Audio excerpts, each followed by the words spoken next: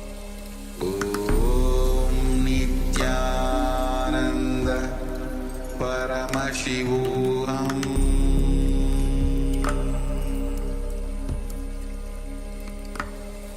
Om Nityananda Paramashivoham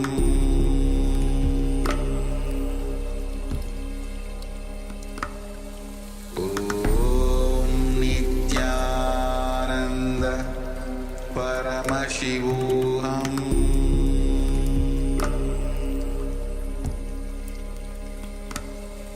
Om Nityananda Paramashivoham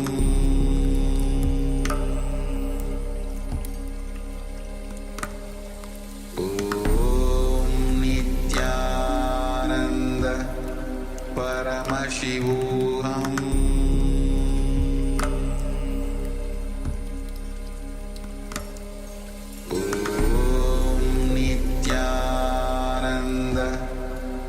Paramashivoham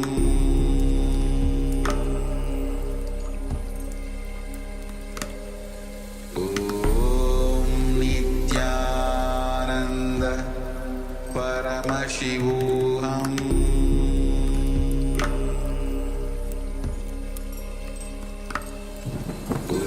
Om Nityananda Paramashivoham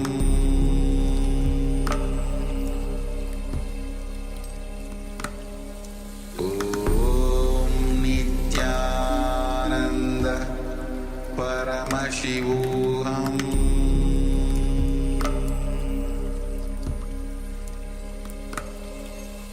Om Nityananda Paramashivoham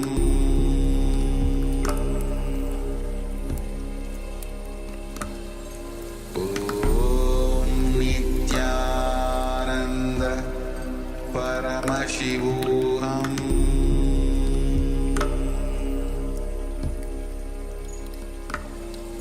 Om Nityananda Paramashivoham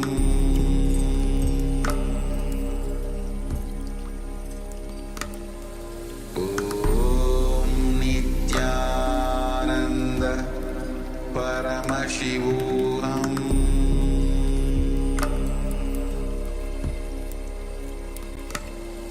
Om Nityananda. Yes, you can relax now. Slowly, very slowly, you can remove your eye bands and lightly let the light come back into your eyes. Just gently let the light come back into your eyes.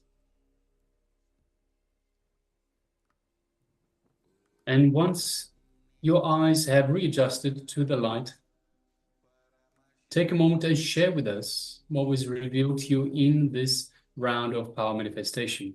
The power of third eye vision, seeing images blindfolded. So we have displayed an image for you, asked you to put on the eye bands before we display the image. And through the power of the third eye, connecting to Paramashiva himself, connecting to the divine, reveal the details of the image that we displayed for you. So take a moment and share what was revealed to you in your third eye about the image, the details of the image. Let's go ahead and share now. And all the participants on YouTube also, you can start sharing your revelations of the third eye. So please take a moment and share. And Yes, also we have a few new participants who have joined us. We have Ma Lee Yun. Yes, Nityananda. Ma, welcome. Good to have you with us, Ma. We have we have Yang who has joined us. If you can switch on your cameras and be available, that will be great. And also take a moment whenever you are meeting your friends, spending time in the social media. Make sure that you're sharing the Paramashivoham program to your friends and your social media places, so that people who are actually looking for the transformation, whether they are feeling stuck in terms of wealth, health, relationship, or seekers who are actually genuinely looking for the ultimate breakthrough, you can reach out to them. You can become a channel of Swamiji to reach out to them. Because many people who are actual seekers, they might not even know of this possibility. So make sure that you are sharing with them. You can be the channel of Swamiji to reach out to them. Yes, Ma Li Yun, just asking your help, Ma. Ma Ko Xiao Lan is having issues with her camera. Can you ask her to log off and log back in once, Ma? See if the issues are solved. So ask her to log out and come back into the session, Ma. Yes, she's not able to switch on the video. Okay. Yes, so please go ahead and share your revelations. Okay, we have one sharing on YouTube. Sri Namasya says, Nityanandam, waterfalls from big mountain, and also someone taking rest in the tree shed. Beautiful person. Me. Okay, thank you. Thank you, yeah, for sharing. Thank you very much, huh? So yes, requesting everyone to take a moment and share what was revealed to you in your third eye. Shortly, we'll be projecting the image we had projected.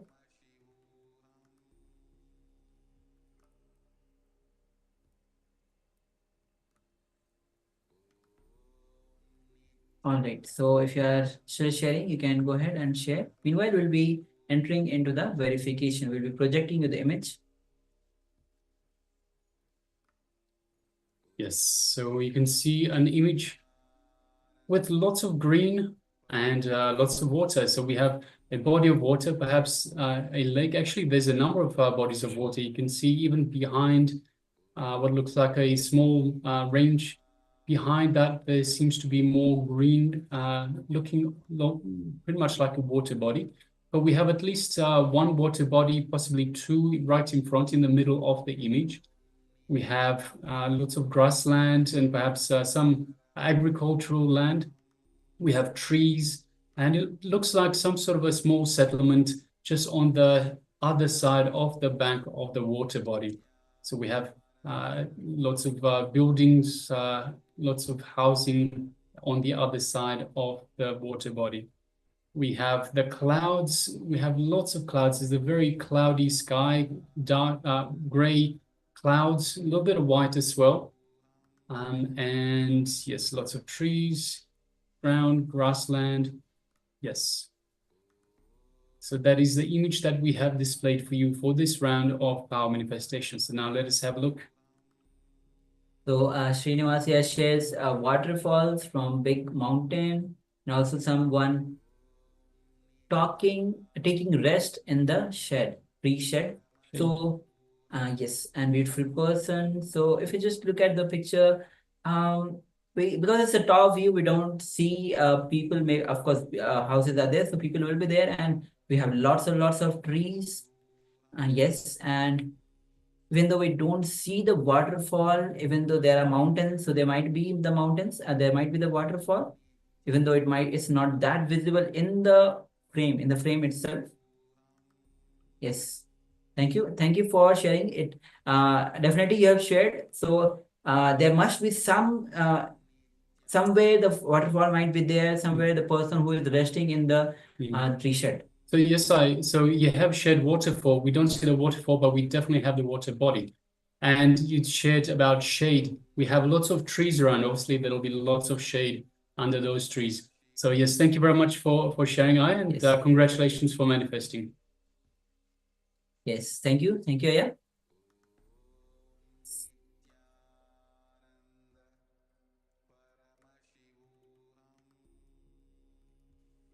All right.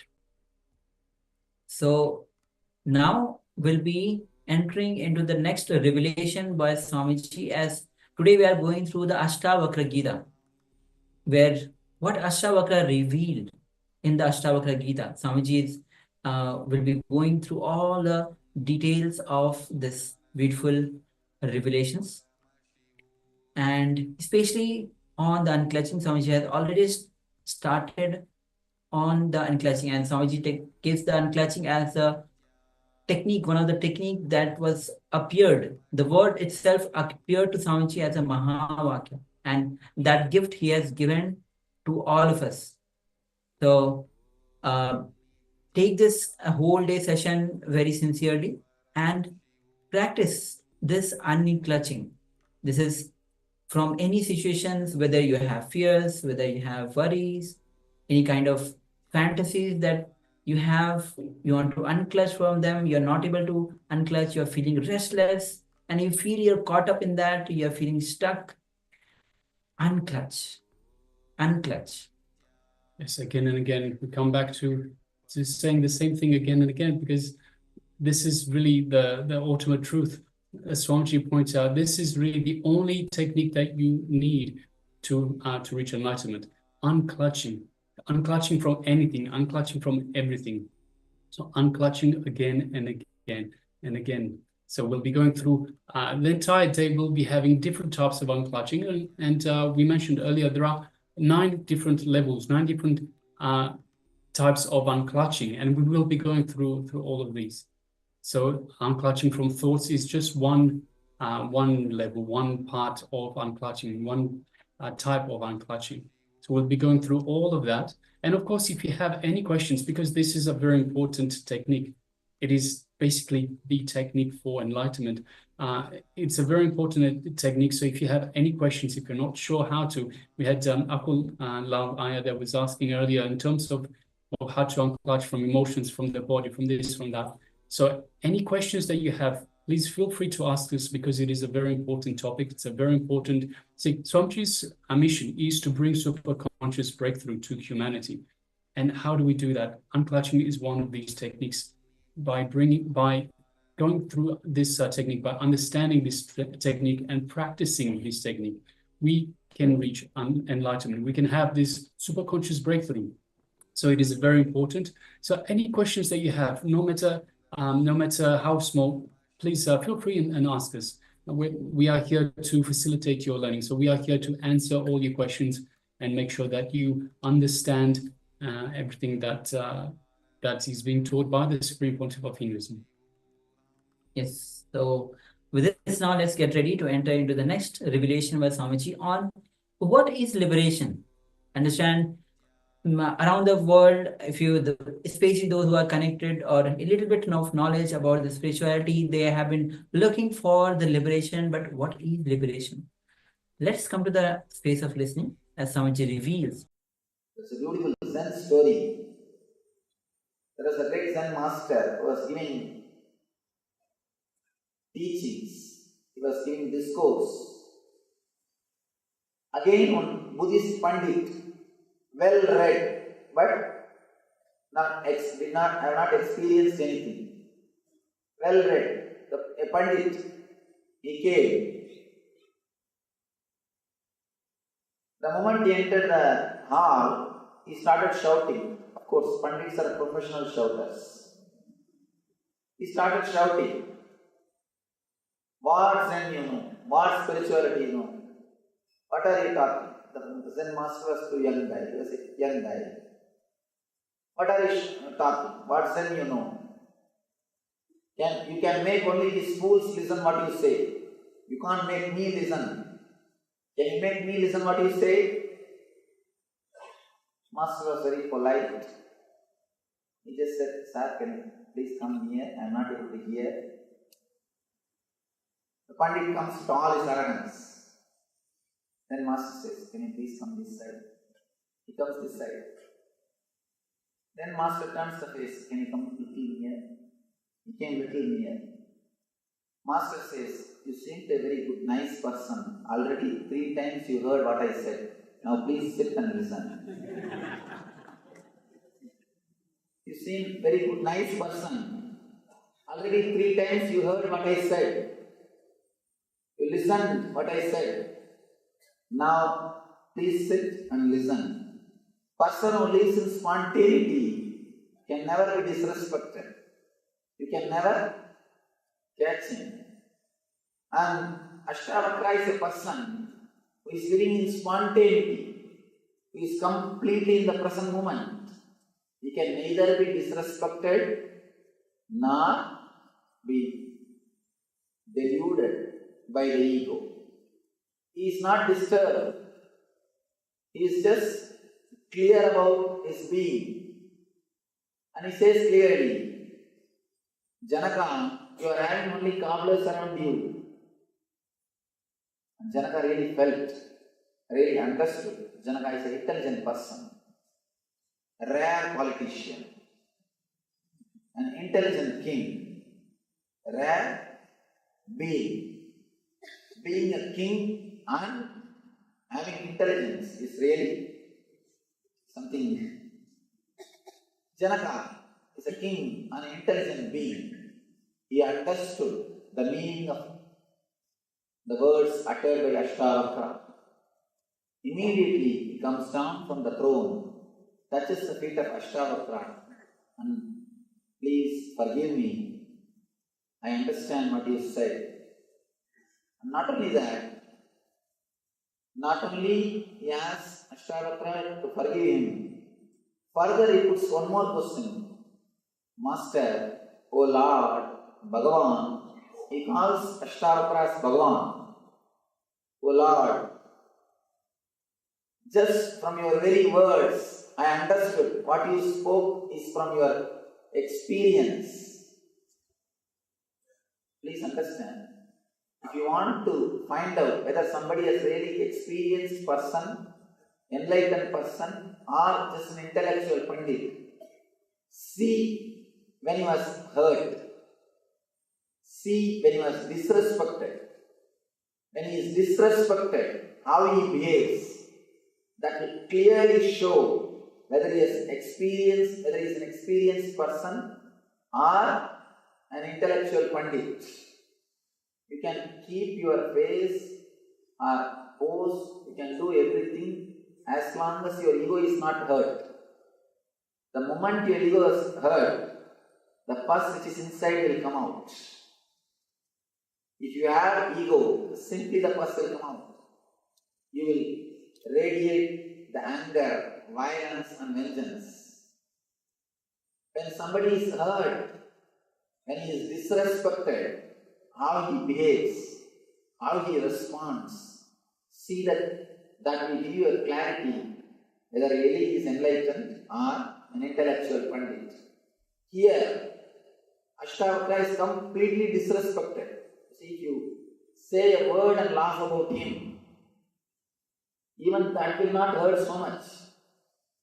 Just by seeing, if you laugh at somebody, the very being is rejected.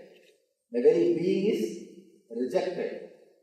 See, you enter somebody's house. If you start talking, if people laugh, then you can understand they are not ready to accept what you speak. Only you are speaking, they are not ready to accept. But the moment you enter, if they start laughing, your very being is not accepted.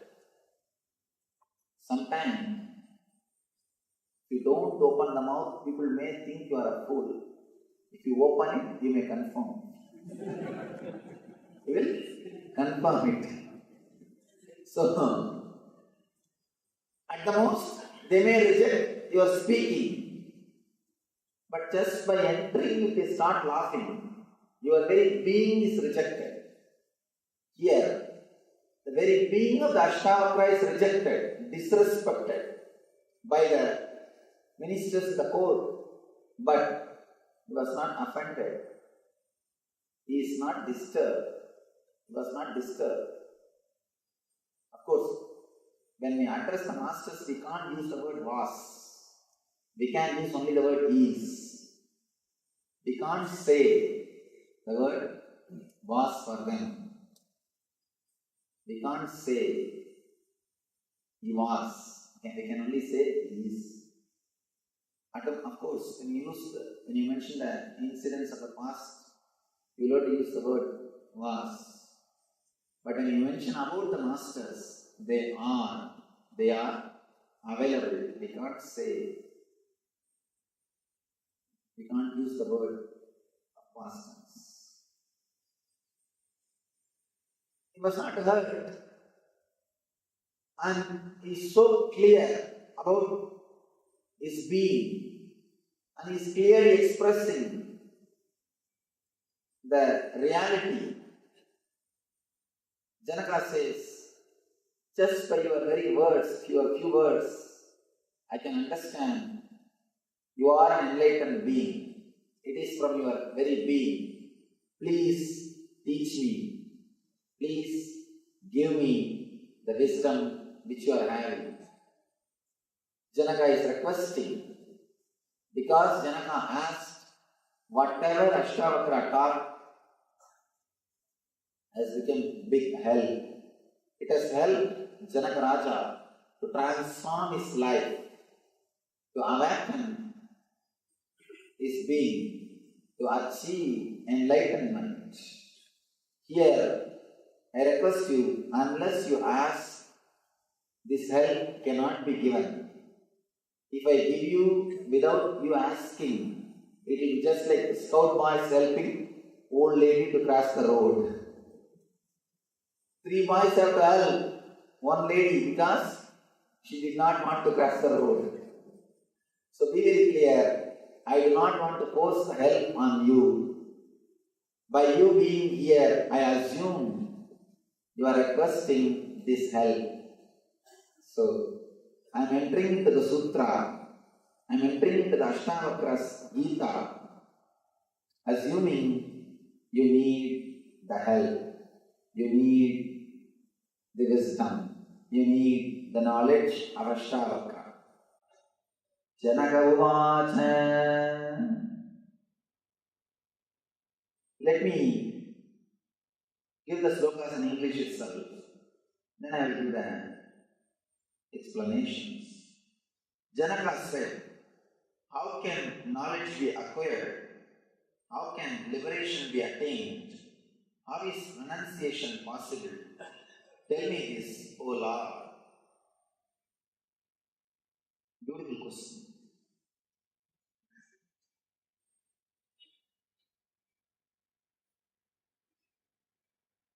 Janaka, by his very being, is a seeker. By mistake you might have laughed, that is different. By his very being, he is a seeker. Seeker of truth, seeker of the reality. So he is asking, how can knowledge be acquired? How can liberation be attained? How is renunciation possible? Tell me this, O Lord. The word liberation needs to be, you need to understand the word liberation. Liberation means not disturbed, polluted, touched by the inner or the outer world goals. If you are not touched, polluted, corrupted by the outer world or inner world goals, you are liberated. The moment you understand the purposelessness of the whole existence, you are liberated. Please understand, I am using a big word, purposelessness. Whatever you think as purpose binds your life. Bondage is thinking that there is a purpose in your life. Immediately you start the next question. What do you mean, Swamiji? You think that there is no purpose in your life? Your life has got meaning, but it has no purpose. Be very clear. Purpose means you are constantly worried about the goal. You are constantly worried about the achievement. You are constantly bothered about what has to be achieved. The goal. Be very clear. Goal is not the result of the life. The life itself is the result of the life. For example, 1 month, if you are earning 20,000 rupees, you measure your 30 days time as 20,000 rupees. Mentally, by and by, you start calculating your 1 month equal to 20,000 rupees. Whenever you go to shop, you measure in your mind, oh, to buy this saree, I have to work 15 days. To buy this jewel, I have to work 2 months. Only based on the money you measure your month. Be very clear. If somebody says they will give you 100 years salary in lump sum and ask you to die, will you accept? No. But your mind is conditioned so much. You measure your whole life based on the money which you make every month. The value of your life is calculated by your mind based on the money which you make. You need to understand an important thing. Your life is not equal to money or wealth which you are creating. Money or wealth is beautiful as long as you use it. When you start measuring your whole life, when you start calculating your whole life just based on the money, when your whole life is minded, when your whole life is centered only on money, be very clear, you are seriously missing something in the life. Something seriously wrong with your thinking system. Money is beautiful as long as you use it. But when you start measuring your life based on the money which you make, you are living in a miserable condition. If you measure your whole life just based on the money you are making, you will be happy only on the first and second. When you receive your paycheck, when you receive your salary. For next 28 days, you will be doing tapasya just for the 2 days. You will be selling your 28 day just to be happy in 1 day. Please do not sell your life. Do not sell your life for some goal. 2 things. If you sell your life for some goal, you may not achieve at all and feel frustrated. That may happen, first thing. Second thing, you may achieve the goal and feel depressed. Be very clear, there is an important word which we need to understand. Depression of success. Depression of success. Depression which happens after failure is not real depression. Because always somebody can give you hope. There are so many hundreds of the self-help books. How-to books. If you want to become mad, read how-to books. Straight way to hell. Direct way to hell. These how-to books, the self-help books, they are actually, if you are normally living with your problems, you may have 10 worries. And if you read these self-help books, and they constantly teach you, don't worry, don't worry, don't worry. Now you have one more worry, how to stop your worrying. All self-help books leads only to hell. Direct way to hell. They will create one more worry for you. Let me tell you a small incident. It's not an incident, it's a truth. How to stop worrying, start living. That's a great book written by Dale Carnegie. Dale Carnegie is author. And he wrote 2 books, How to Stop Worrying and Start Living. Another book, How to Win Friends and Influence People. Bestsellers. International bestsellers. One more information you should know. Next to Bible, his books are printed. Next to Bible. Understand? Means practically second Christ. Next to Bible, his books are printed and sold all over the world. In the first book, he says, how to stop worrying and start living. How to stop the suicidal thoughts. The next book, he says, how to have a good relationship with your wife. These are the 2 main ideas. Any of you read his books? Any of you have read his biography? Anybody who read his biography? He committed suicide because he was not able to live with his wife happily. Really, I tell you, it's truth. Please understand, I am not making any joke or anything. It's a truth.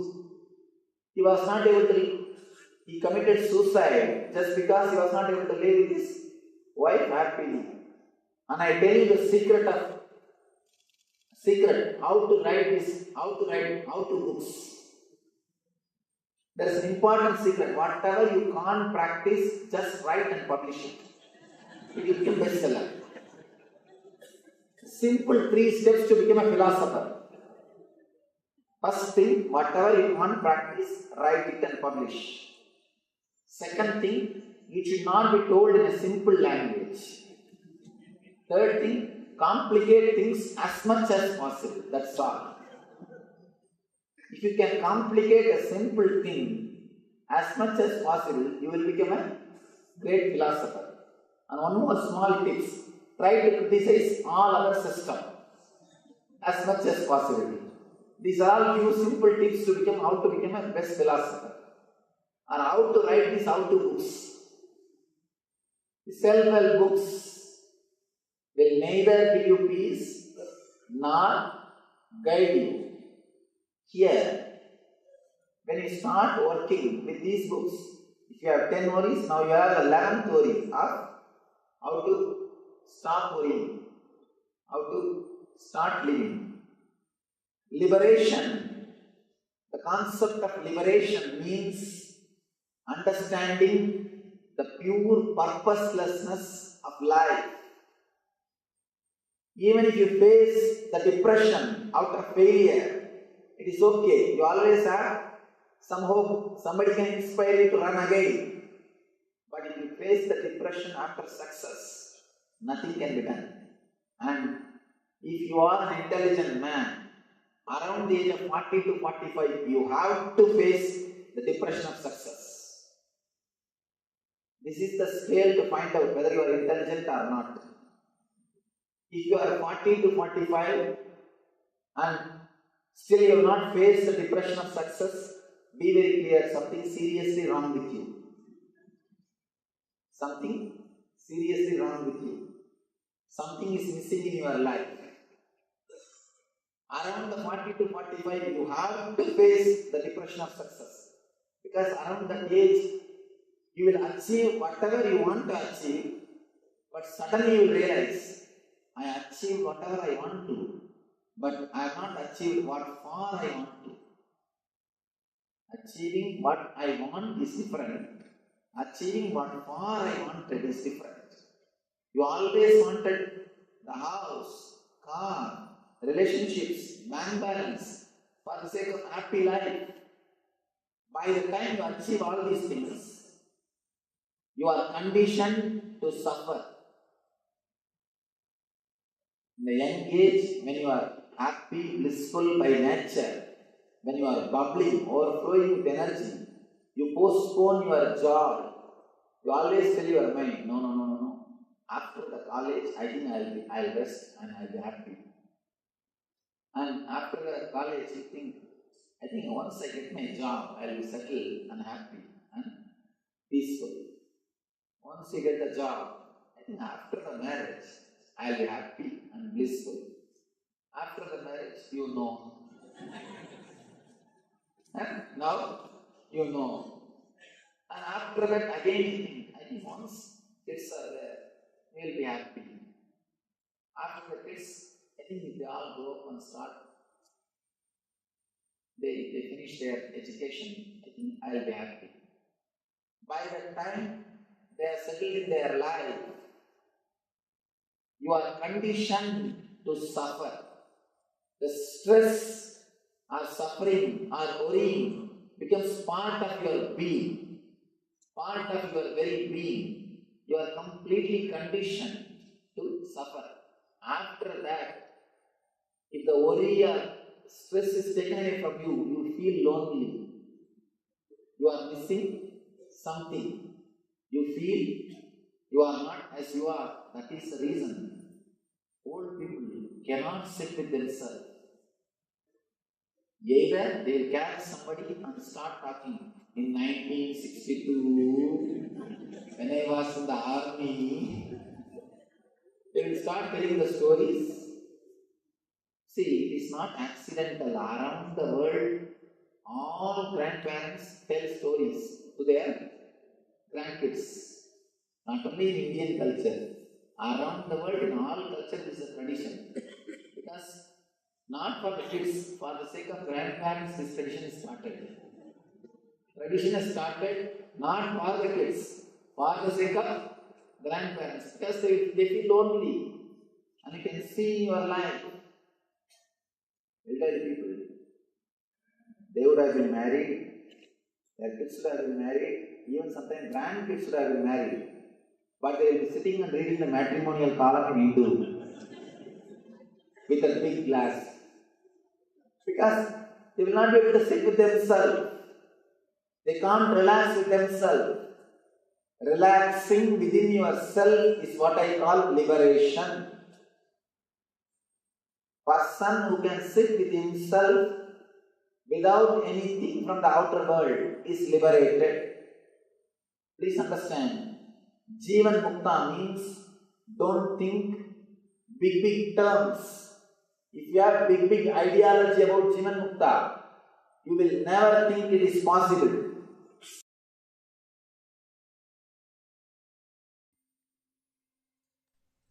Yes. So, what a revelation by Swamiji on the liberation. As how you simply, when you let go, you will simply fly. Actually, Swamiji tells about the small story. In the forest of northern India, hunters use a trap to catch birds by tying a rope between the two trees. So in the middle of the rope, they secure a wooden stick. A rope is tied at the midpoint of the stick. And you may think, how can a bird be trapped with small stick? How is it possible? Actually, they don't do it just, they do it, what they all do is, it just hung the stick between the two trees using a rope. That's all. And when the bird lands on the stick, the bird's own weight turns the stick upside down. So the stick, because of the weight of the bird, it just turns upside down, such that bird itself is now hanging upside down. So the bird which was just sitting, because of its weight, just goes down. So that's why it clings to that stick. And the moment the bird turns upside down, it loses its sense of balance and feels totally shaken, and it tightens its grip on the stick. It simply holds on to the stick as if its life depends on that stick. So understand, the moment the stick has fallen down, and because of the weight, the bird is hanging down, it feels for him that the stick, it holds on to the stick as if the whole life is dependent on that stick. So because it is hanging upside down, it thinks, if I unclutch from this stick, what will happen? I will fall and die. Yes, and of course, there is no record that any bird has ever fallen and broken its head. So the bird, unfortunately, doesn't know that.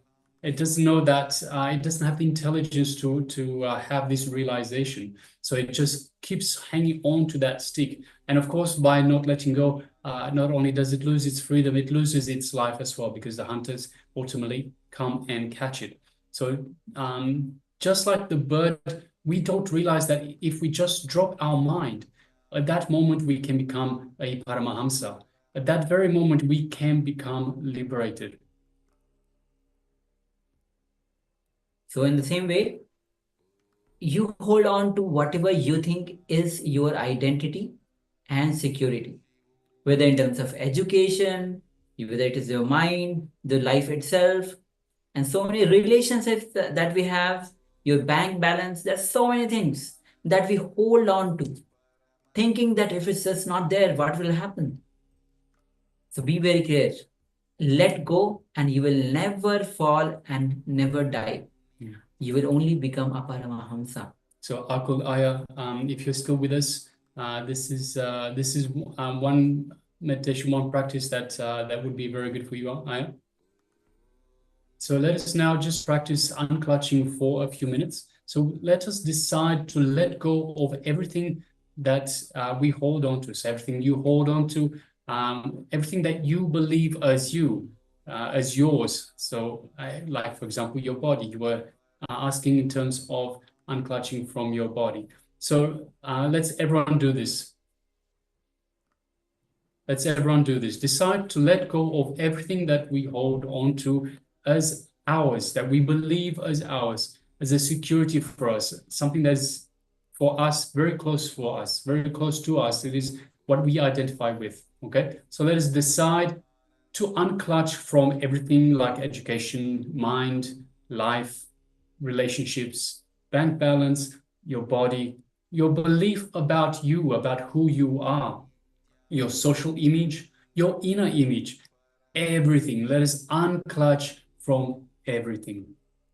So we'll be taking a few minutes and let us go ahead with this. So we unclutch from everything. We distance ourselves. We become a witness to all of that. So let us get ready and enter into this unclutching exercise. Let's begin.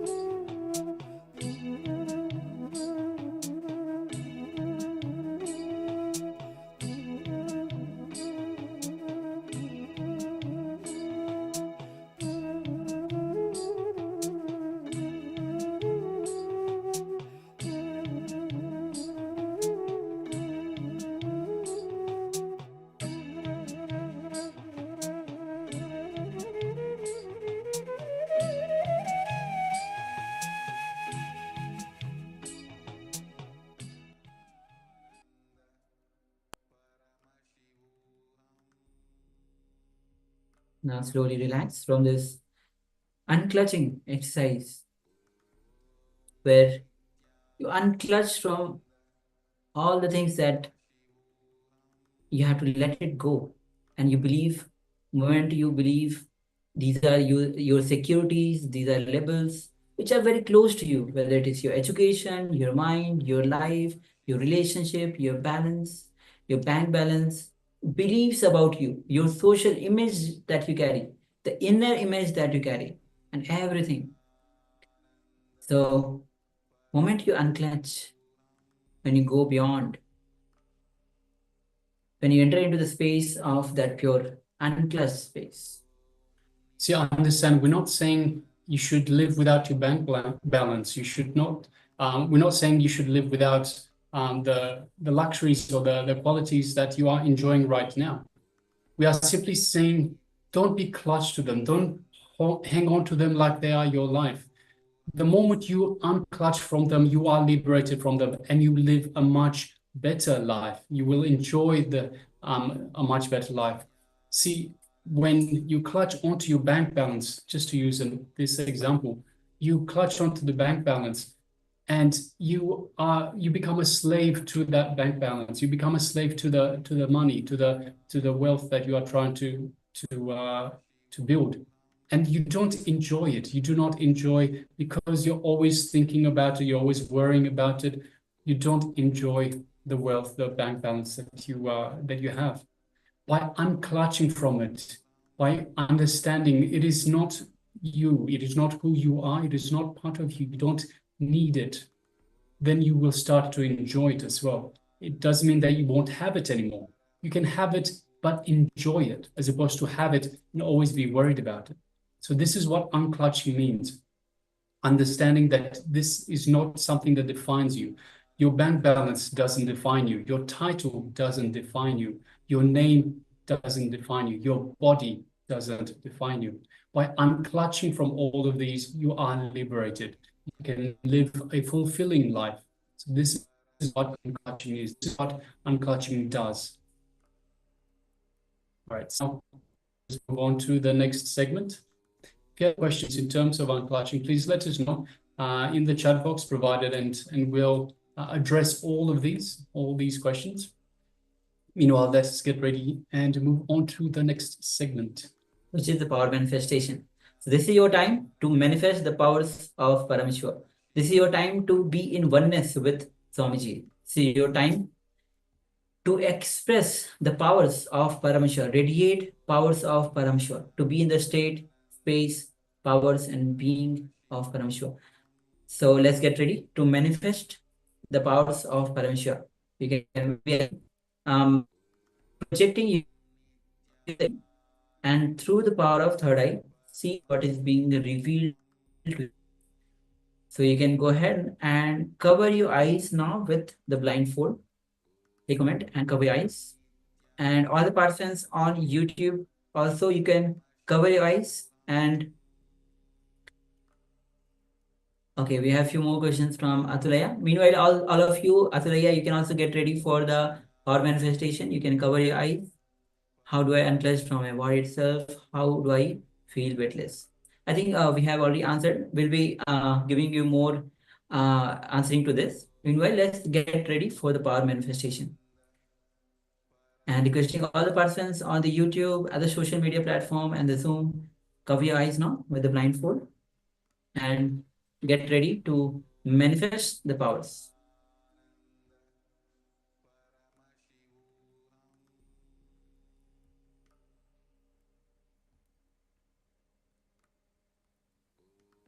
All right. So once you have covered your eyes, sit with your head, neck, spine, and straight line.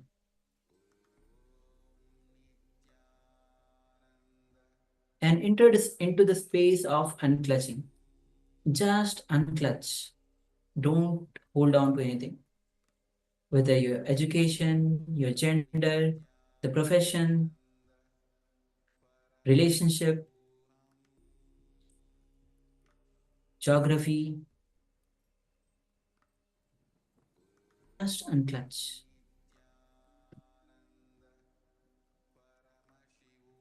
Just unclutch. Unclutch even from the concept of time.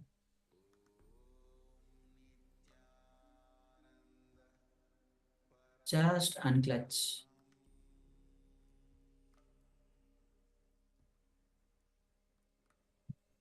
Go on unclutching.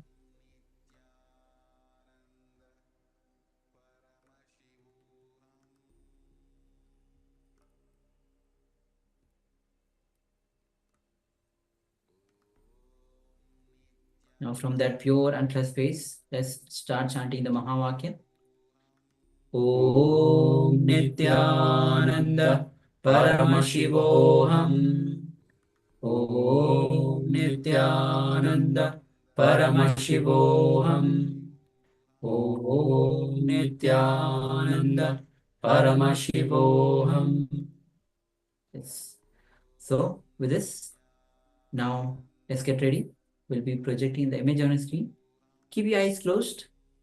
Make sure light doesn't fall on your screen, on your eyes. And let's enter into this manifestation. The image is now being projected on your screen. See every single details of the picture. The colors, the items, the objects, the whole environment. Even you can express the feeling that you have. Let's go ahead and let's manifest this power.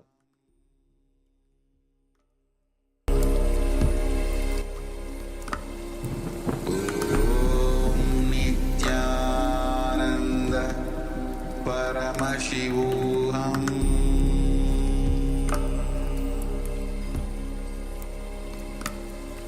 Om Nityananda Paramashivoham.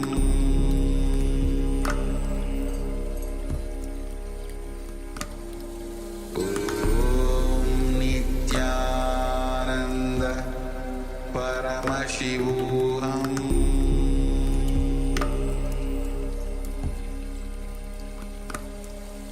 Om Nityananda Paramashivoham. Om Nityananda Paramashivoham.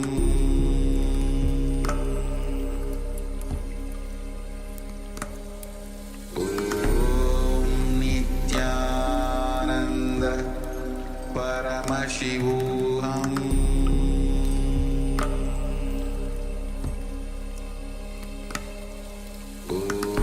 Om Nityananda Paramashivoham. Om Nityananda Paramashivoham.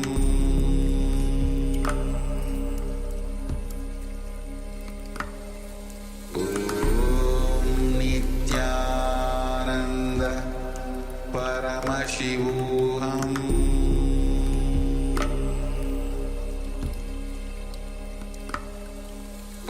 Om Nityananda Paramashivoham. Om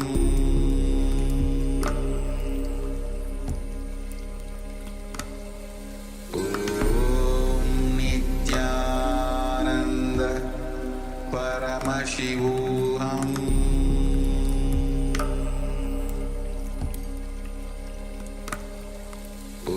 Om Nityananda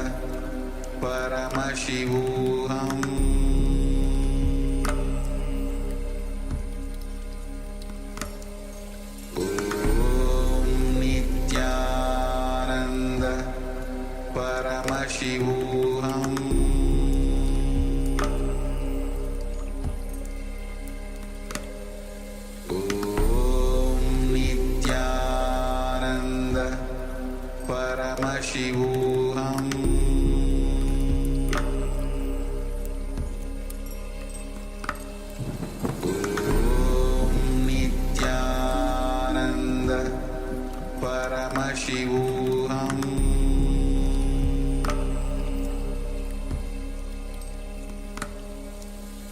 Om Nityananda Paramashivoham.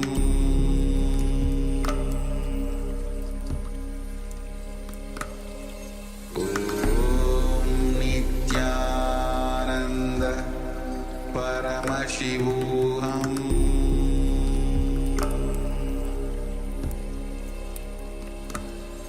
Om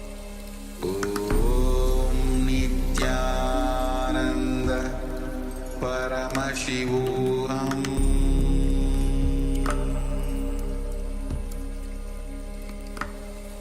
Om Nityananda Paramashivoham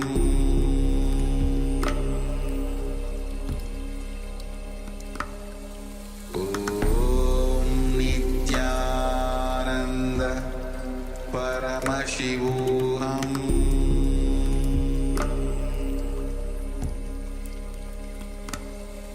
Om Nityananda Paramashivoham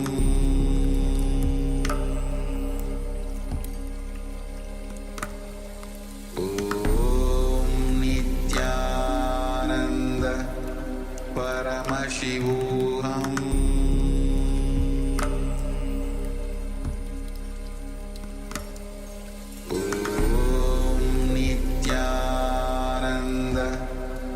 Paramashivoham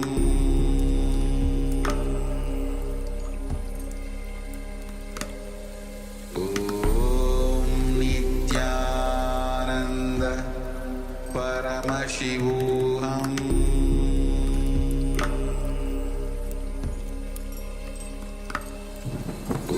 Om Nityananda Paramashivoham Om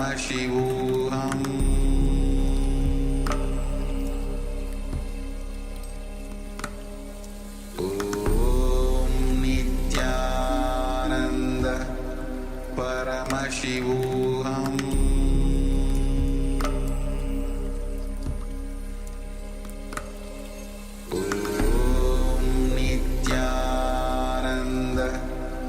Paramashivoham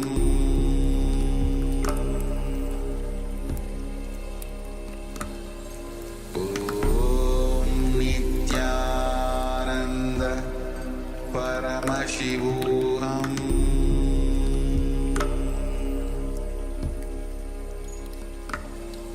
Om Nityananda Paramashivoham Om Nityananda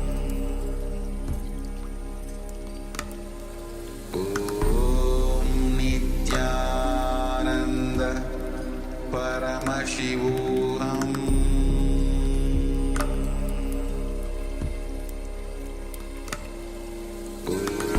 Om Nityananda Paramashivoham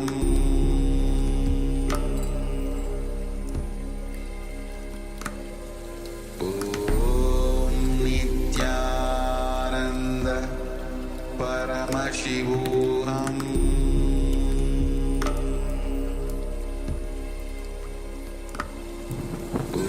Om Nityananda Paramashivoham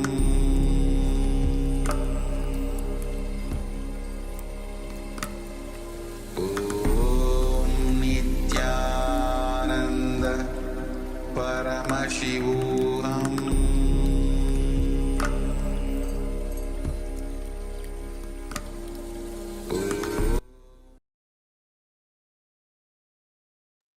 Yes, you can relax now. And slowly, very slowly, remove your eye bands. Gently let the light come back into your eyes.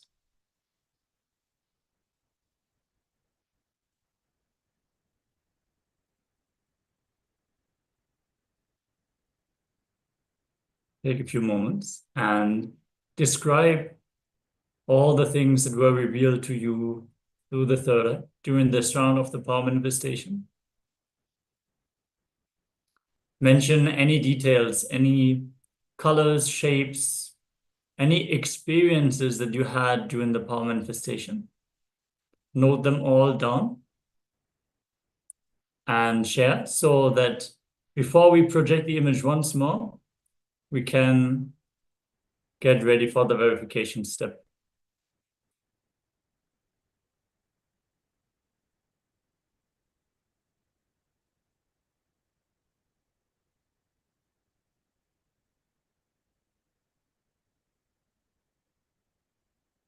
requesting also all the YouTube viewers to share whatever has been revealed during this round of the power manifestation.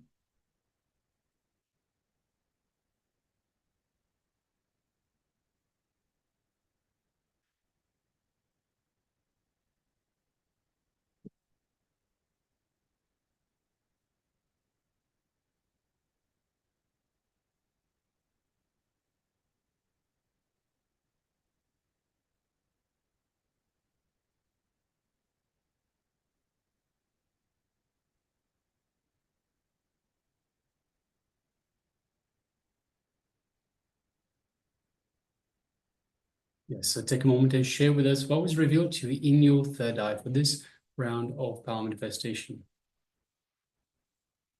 So the revelations can happen in many different ways. It can come as just a piece of information that all of a sudden is present that you never had before there. Or it could come as a full vision of everything that was displayed on the screen. Or it could come into little snippets of information, little bits and pieces of information, maybe perhaps color, perhaps in terms of objects. It could come in terms of sound, smell, taste. It's so many different ways. It depends very much on your experiences up to this point, how these express for you. So please make sure that you pay attention to everything. Don't discount anything.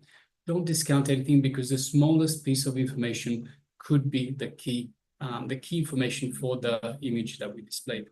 So requesting everyone, don't judge, don't think it's too small, it's insignificant, whatever it might be. Don't doubt yourself. It's important that you don't doubt yourself. See, doubts come from the mind, and the mind has nothing to do with power manifestation. The mind only gets in the way.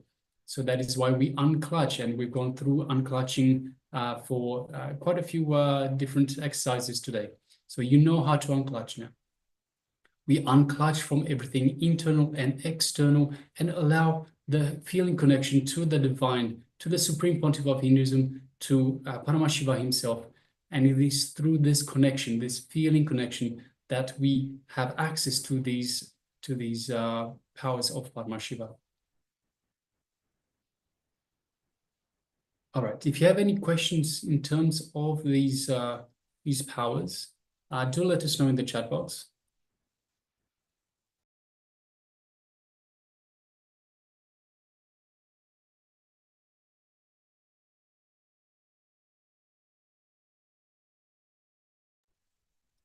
All right. So if you're still sharing, please continue, go ahead and continue to do so. Meanwhile, let us get ready for verification stage. So we'll be displaying once again the image that we displayed for you earlier for the power manifestation. So yes, you can see it is a beautiful scenery, a hut on a beach. There are lots of palm trees and other trees around. You can see the sand, you can see the waves, you can see the sunset in the distance, some clouds, and of course the hut itself up on stilts above the potential water level. So when the high tide comes in, it doesn't sweep away the house, doesn't come into the house. So yes, a beautiful image. So if you got any of these details correct, so perhaps color, so you could have green, brown, black, blue of the sky, blue, light blue of the sky, blue of the water, golden sunlight, perhaps. We have some purple in the clouds itself, dark gray as well. So many different details in that. Perhaps a hut, perhaps water, stones, sand, clouds, sky. So if you got any of that correct, then congratulate yourself. Well done for manifesting the power of third eye vision. All right, so if you have any, once again, if you have any questions at all, do let us know. This is what we are here for. We are here to facilitate your learning and your experience, to enhance your experience in this program itself. And of course, the program itself is a gift by the Supreme Pontiff of Hinduism to bring superconscious breakthrough to humanity. So this is what we are here for. All right. So now let us move on to the next next segment in our program for today. Yes, we're going to dive deeper into the Ashtavakra Gita.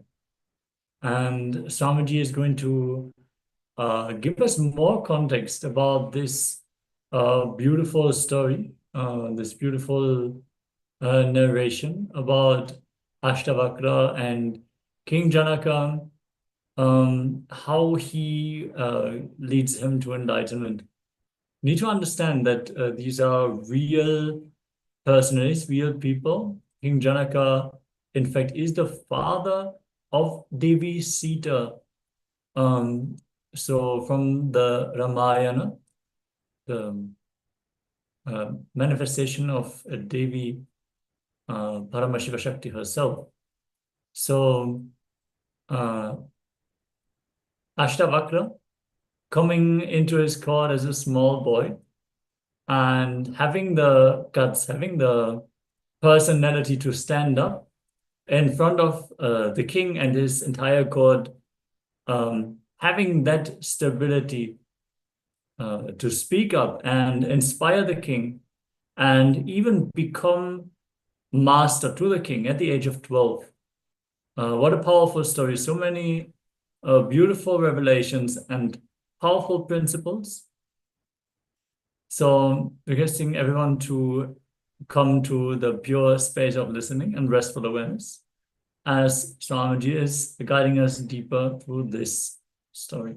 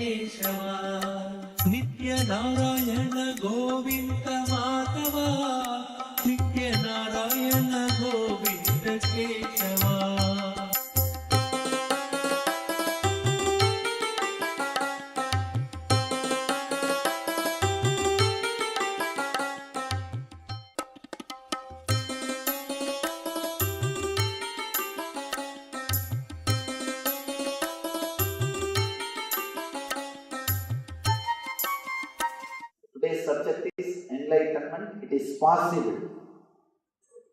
You will never understand. It is possible. Understand, this is very simple and actual definition.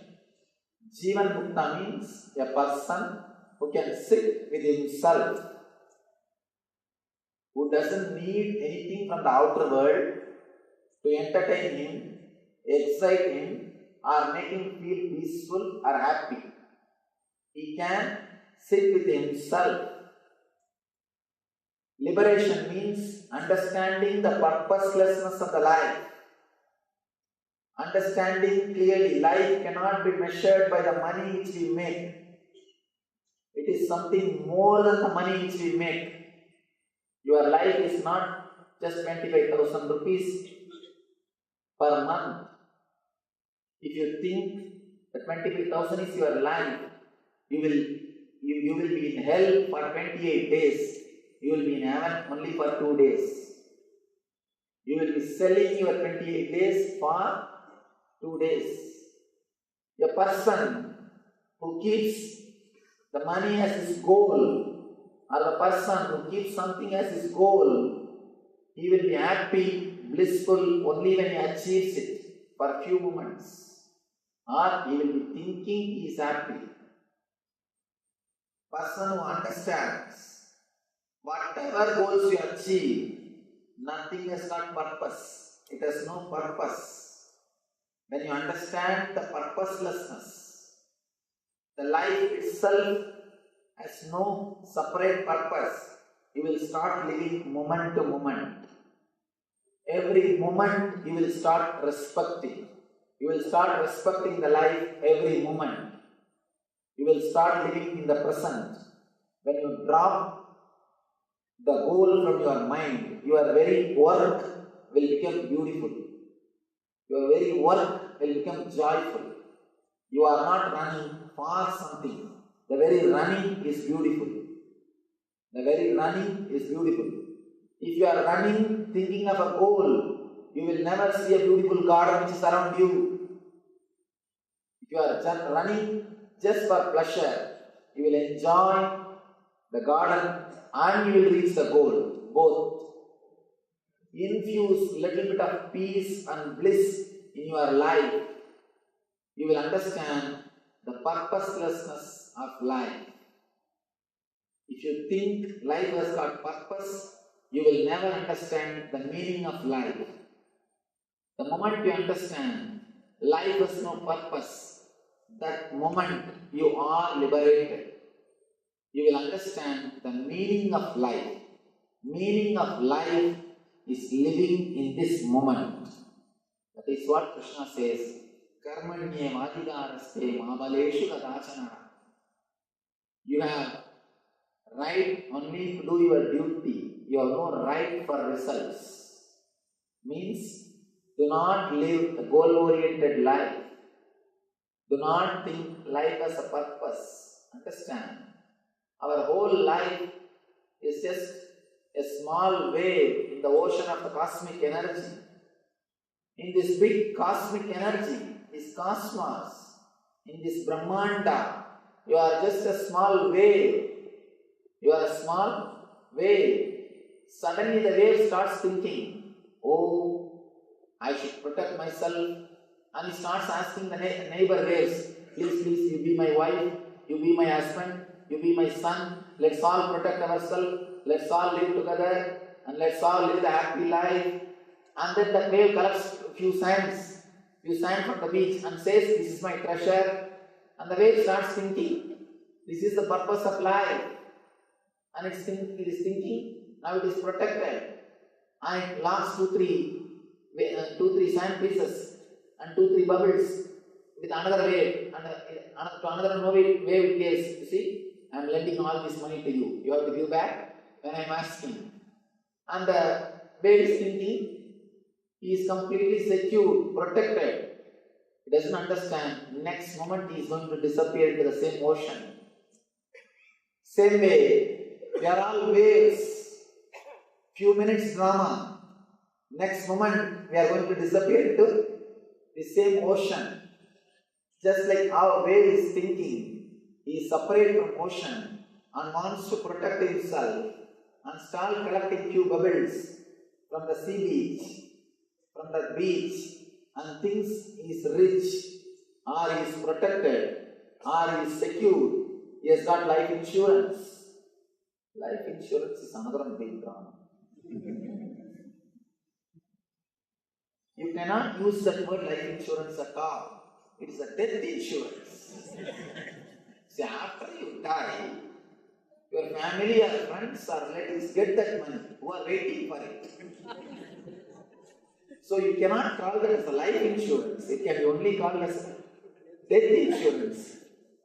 So be very clear. Just how the wave is thinking, he is secure by collecting few bubbles.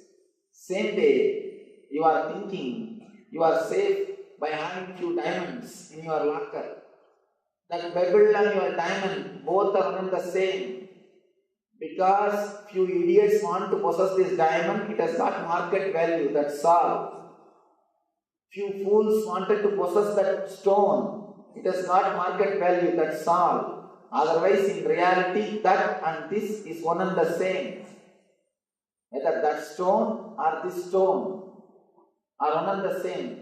Because few fools are competing to possess that same stone, it has got market value.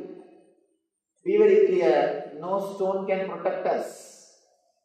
How the wave is thinking, by collecting few bubbles, it is protected, its life is insured, it is secure. Same way we start thinking, having few things. Life is pure purposelessness. Even though it's little difficult to understand this truth, because of our social conditioning, the moment you understand, you are liberated. And be very clear, person who understands the life is purposeless, he will start working 10 times more intensely than you. He will be working 10 times more intensely. Do not think you will become lazy.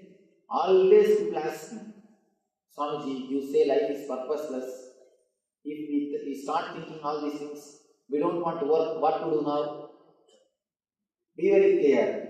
Because you created too much of negative thoughts about your work, because you are conditioned, work is punishment, work is hell, working is wrong, working creates stress, because you are again and again taught all these ideas, because again and again you are conditioned with these ideas. The moment you understand life is purposeless, you want to escape from that work. It is just because of your conditioning, not because of understanding. Now, if you really understand life is purposeless, the stress to achieve success, the pressure to achieve success, the peer pressure will be removed from you. The moment peer pressure is removed from your being, you are liberated. And I tell you, liberated person will be creative. Liberated person will be energetic. Liberated person, by his own understanding, will start working. Understanding the life is purposelessness will not lead you to laziness. If it is leading you to laziness, be very clear, you are having negative attitude towards your working. You had already built up the negative attitude towards your working. That's the reason you try to escape the moment you get this understanding.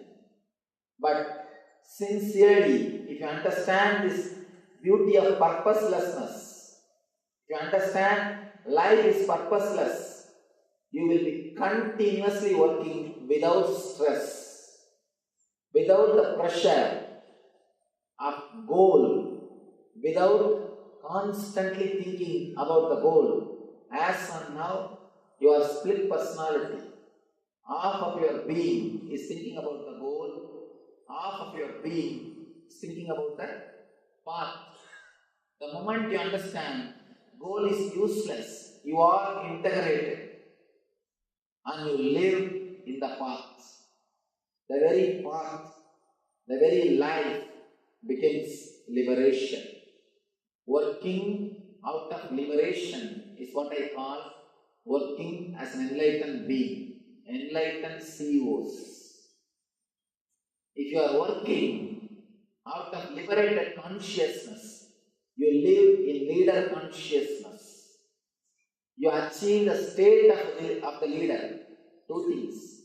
Status of the leader is different, state of the leader is different. Status of the leader is related to society. Status of the leader is related to your society, position, your bank balance, your position, all these things. State of the leader is related to your understanding about the life. If you have this deep understanding, you will achieve the state of the leader consciousness. Man who is liberated will live in the leader consciousness. Here, Janaka asks how to achieve liberation. How the renunciation possible? Tell me this, O Lord.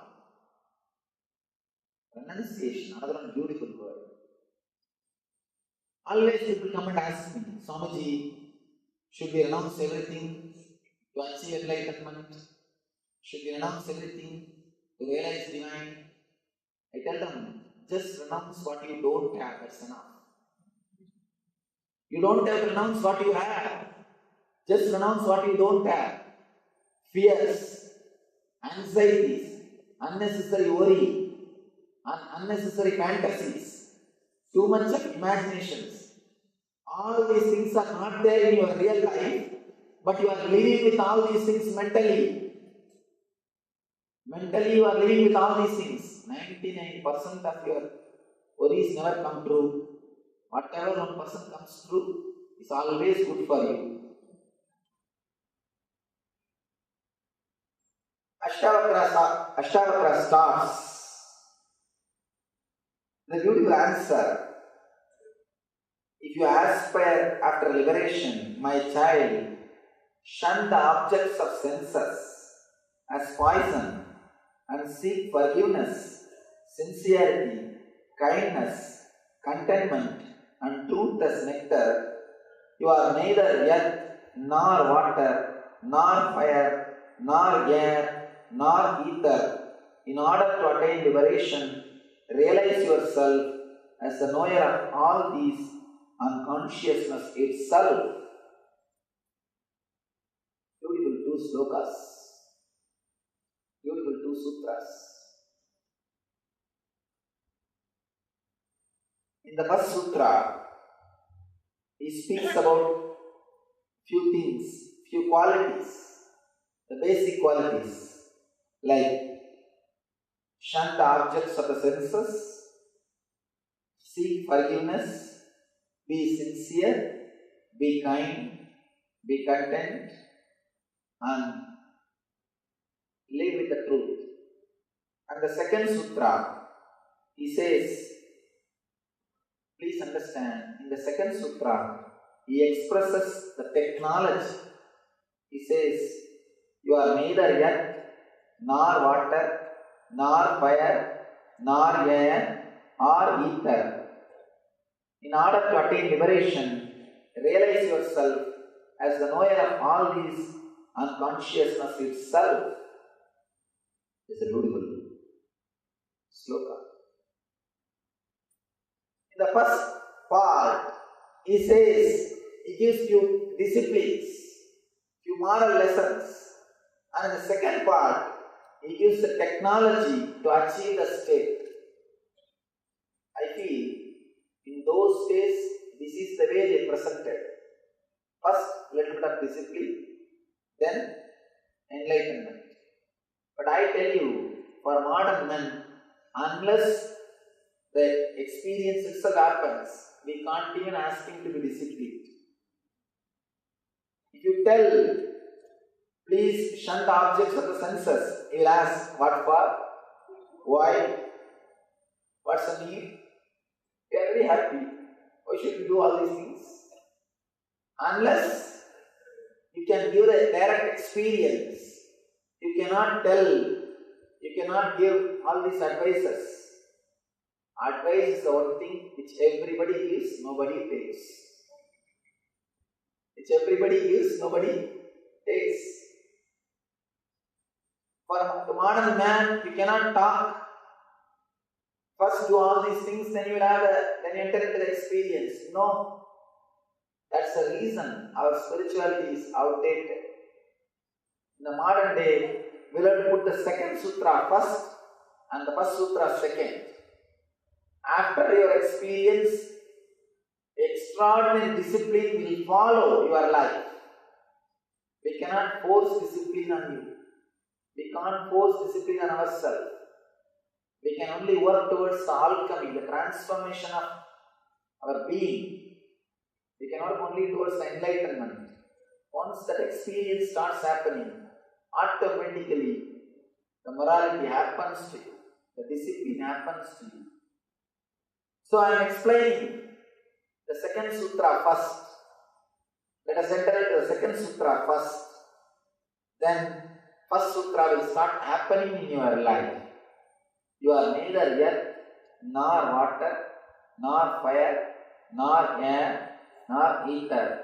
In order to attain liberation, realize yourself as the knower of all these unconsciousness itself.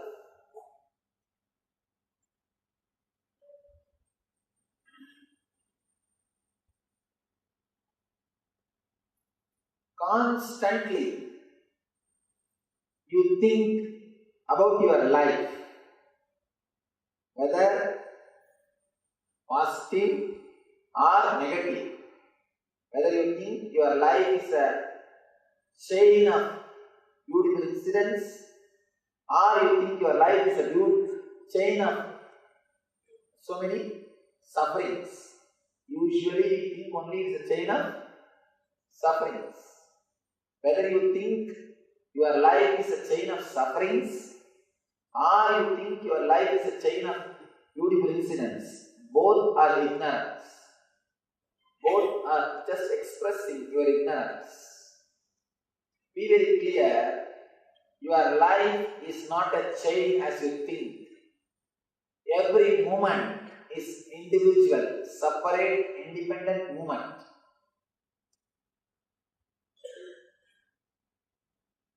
You are just unclutched being. Because usually you are clutched, you think it is a single shaft. Because you never unclutched, you think you are a shaft. Be very clear, any moment you can just unclutch yourself. Any moment you can liberate yourself. Here Ashtavakra says, you are neither earth, nor water, nor fire, nor air, nor ether. Please be very clear, he is not requesting you to believe all these things. No. Whether he requests or not, I don't know, but I am not requesting you to believe all these things. Let me be very clear. I am not asking you to believe all these things. I am just stating the fact. I am just stating the truth. I am just expressing the truth. If you are intelligent enough, it will resonate in your being. You will feel connected to what I am saying. You will feel deeply the truth of my words. If it happens in you, come tomorrow. Otherwise, relax. It's okay. Do not bother about it. You cannot believe. All these things cannot be achieved by believing. All I request you to do is just be here completely present and try to listen whatever is uttered and try, if you are a seeker or if you are going to be helped by the scripture or by me, simply these words will start creating a new healing effect inside your being. You will experience a deep inner healing. You will experience deeply connected, the feeling of connection. You will start feeling that you are connected. If that feeling connected happens, be very clear, you are ready for experience. You are ready for experience. You cannot prove all these statements logically. I cannot prove all these statements logically. These statements are not to be proved logically. It is not for logical analysis. It's a beautiful story. Let me tell you a story. Vivekananda goes to Ramakrishna and asks, Bhagavan, why don't you prove God logically? And Ramakrishna laughs. If I prove God logically, logic will become God. Logic will be raised to the higher level than God himself. God is in higher level. God is great because he can't even be proved by logic. Then Ramakrishna gives the same Ashtavakra Gita book to Vivekananda and asks him, please read. But Vivekananda was completely confused and depressed at that time. He says, why should I read all these things? I don't want. But Ramakrishna says, I am not asking you to read for yourself. Please read it for my sake. Please read it for my sake. Just read. I am old. I can't read. You are young. Your eyes are fresh. Just read it for my sake. So that I will listen. Just few lines. And the story says, he was able to read only few sutras. The very sutras started shaking him. He started shivering. He started trembling. And the tears started pouring. He just dropped the book and started reading Ramakrishna. I don't know, but I can't read this book anymore. My whole being is shaken. Be very clear. If you intensely listen, your whole being will be shaken. If you are shaken, this book is for you. I am for you. If it doesn't happen, do not bother. Relax in the house tomorrow. There are so many other beautiful programs. Use your time in a much better way. When you work with the truth, you don't need to believe. The very power of the truth will shake you. The very power of the truth will start working in you.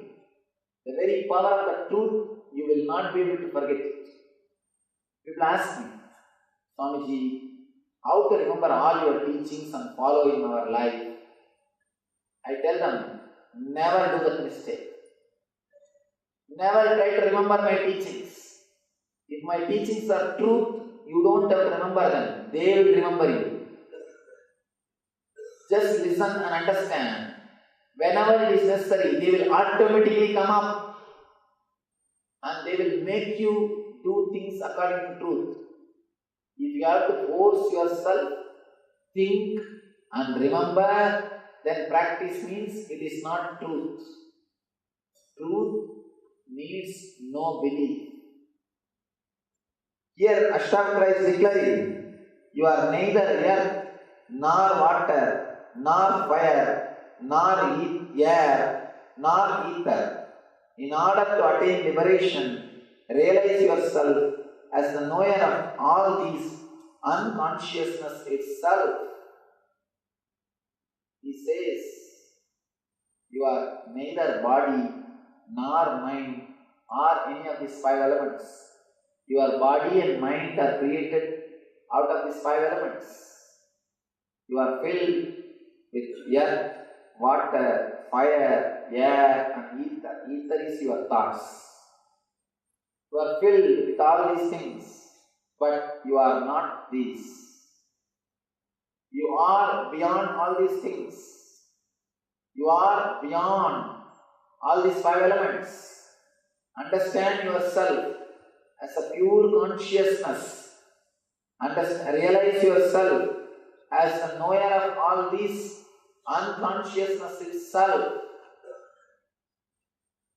The next question, immediate question will come. How to understand Swamiji? How to understand? Today we will do a simple meditation technique from this sutra to realize that your consciousness itself, meditation technique derived out of the sutra, that will give you the deeper level experience or understanding about what I am speaking. You do not have to think your body to be alive. Be very clear. You do not have to think your mind to think. Somebody goes to Ramana Maharshi and says, Bhagavan, to live in Nirvana, 6 rupees is more than enough. In those days, cost of living was very low.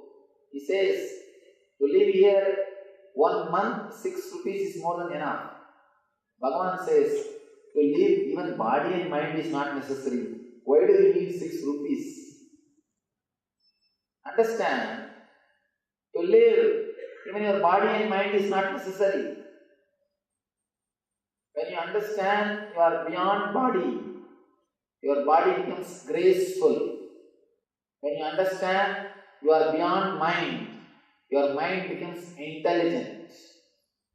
You start radiating grace and intelligence when you understand you are beyond body and mind. It's a beautiful sutra in Ayurveda, where the healing and spirituality is explained beautifully. In India, everything, art, culture, painting, festivals, medicine, clothes, everything is connected to spirituality. Spirituality is the backbone. In Ayurvedic science, they say the stomach problems, constipation, all these things happens if you are constantly holding your body. If you you can just relax and witness, if you start understanding you are not the body, you will never have stomach problems. Any of you have stomach problems, try this technique and I tell you it works. In last 2.5 years, I have met more than 1 million people and more than 1 million people have taken the meditation techniques and technology created by me and experienced the truth or the bliss in their life. I tell you from my experience, this experience, if you have stomach problem, just for 2-3 days, constantly think you are not the body. And I assure you will be liberated from the stomach problems. Simply your stomach will be healed. One more thing, I am not giving you false hope, I am not making any false statement. After the experience of my 2.5 years, and after working with 1 million people, I am making this statement. After thousands of case studies, I am making this statement. After a long research, I am telling you, just try for a few days. If you have stomach problem, ulcer, constipation, irritation, any problem related to stomach, just for 2-3 days, constantly think, I am not the body. I am not the body. Just relax and allow the body to function. I tell you, within 2-3 days you will be healed. Because the moment you start thinking you are the body, you start suffocating the body. You start forcing the body. You start abusing the body. You start disrespecting the body. When you think you are a body, you start disrespecting it. You start abusing it. You can see in your life. For the sake of your enjoyments, you destroy the body. Till night, 12 o'clock, you sit and watch the cricket. Your eyes are burning. It is begging, please give me little rest. In between the advertisements, eyes are automatically closing and taking you in. But you sit up, no. This is not the time for me to sleep. And you start watching the game. You are abusing your eyes for the sake of your pleasure, for the sake of your intellectual joy or ego joy, intellectual joy. Joy, somebody means you associate yourself with somebody, some country, whether it's India or Pakistan or Sri Lanka, some country, you associate yourself with that country. And if they will, you feel joy. By their winning, you are feeling the joy. It is joy comes out of ego and association. And I wanted all of you to understand, seeing cricket is surely not patriotic. Patriotism. And somehow the idea has been spread. No, we should be patriotic. One young guy came to me and he told me, Swamiji, we should be patriotic. That is why I see the cricket. What are you talking? If at all India can be represented, it can be represented only by few enlightened masters and the rishis, not by just 1 or 2 players or teams.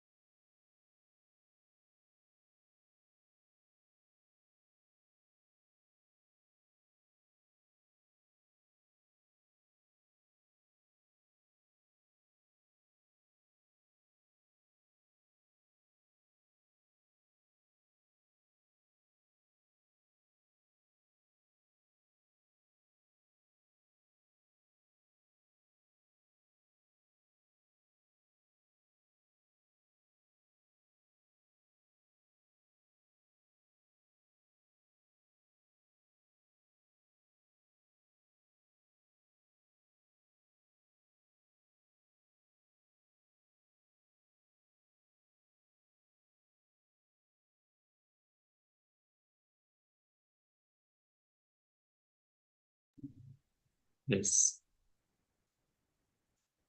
After this beautiful revelation,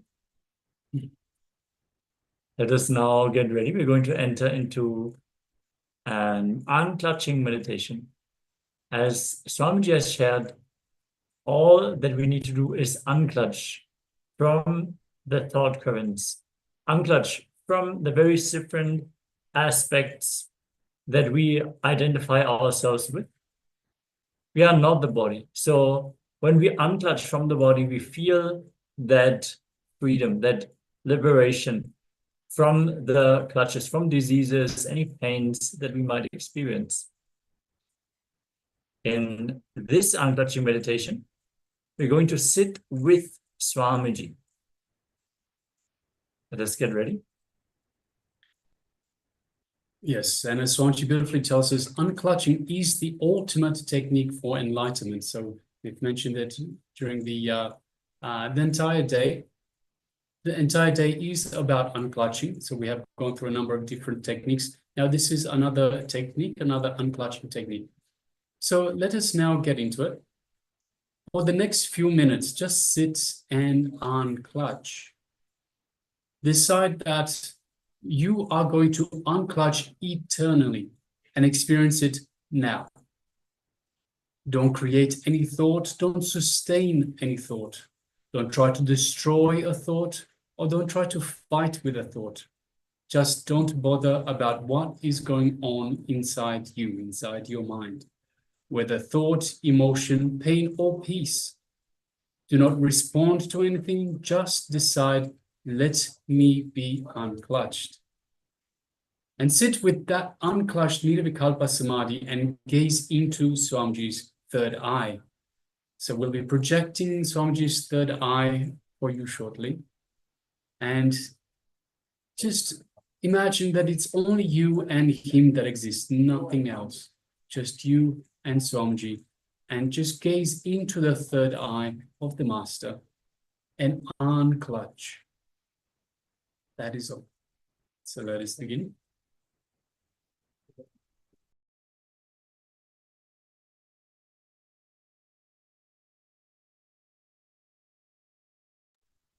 Okay, so now just sit and decide to be unclutched.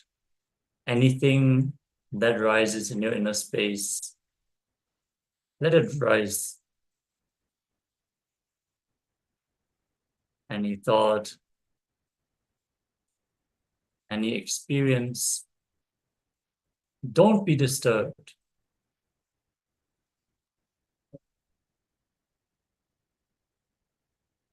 Let it be there. Don't engage with it. Just sit and decide to be unclutched.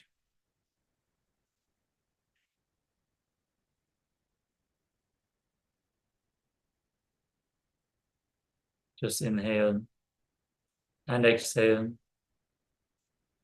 calmly. As you now start gazing into Swamiji's third eye. Be with Swamiji. Only you and he exist. No thoughts, no limitations. Just be.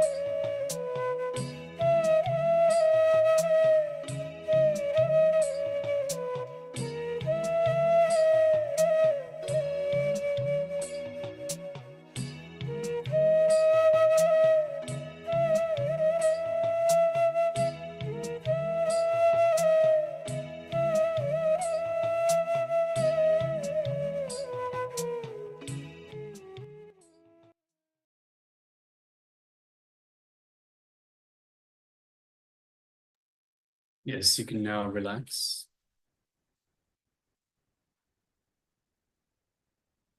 So yes, this is just another way of unclutching. So as we mentioned throughout today, we are looking at unclutching itself, unclutching from everything, unclutching from the mind, unclutching from thoughts. So this is about unclutching from the mind, from thoughts, and becoming eternally, declaring to unclutch eternally. And just concentrate on your connection to Swamiji, and it's just you and Swamiji that exist. All right, so now next, we'll be moving on to the next segment in our program for today, which is going to be the next round of today's power manifestation. So we will be manifesting the power of blindfold reading, blindfold scanning. We are again going to project an image on screen for all of you to scan, and you will need to tie your eyes with an eye band, a blindfold, a towel, a piece of cloth, whatever you have available, something that can completely seal your eyes. Don't just close your eyes, don't use your hands, use something to cover the eyes tightly so you can just sit comfortably and fully relax into this power manifestation. Even if you were to open your eyes, it should not reveal the image which is projected on screen. Take a few moments and gather the items required.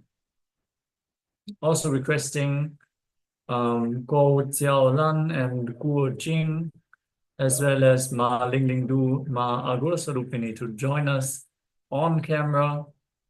Be present during this power manifestation. And also all the YouTube viewers, if you would like to join us in two-way, you are absolutely invited to join us in the Zoom. You can follow the link ecitizen.info/PSM and be present here in the Zoom. So we can give more personalized guidance and entangle with you as well in the two-way. So that is great for the power manifestation. Understand power manifestation is happening from quantum entanglement. So quantum entanglement with Swamiji and with his initiated disciples. This is how you can start manifesting the power. So let us all get ready and settle down. Keep your head, neck, and spine in a straight line. Make sure your eyes are tied completely. Breathe calmly and relax. Put aside anything that enters into your mind, anything which is not oneness with Swamiji, oneness with Paramashiva. You're now sitting here to manifest the ultimate Paramadvaita, oneness with Paramashiva. Just sit and breathe. Every inhalation, feel the energy filling your system. Every exhalation, just unclutch any thoughts that come. Let them pass. Visualize Swamiji in your inner space.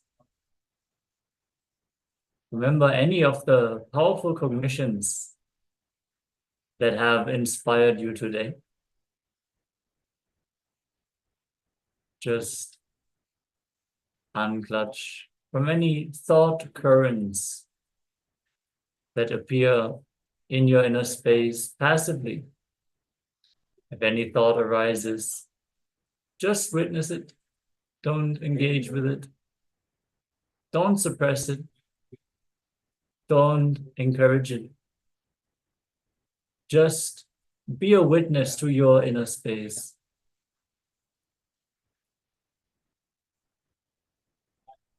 Let us now start chanting the Mahavakya.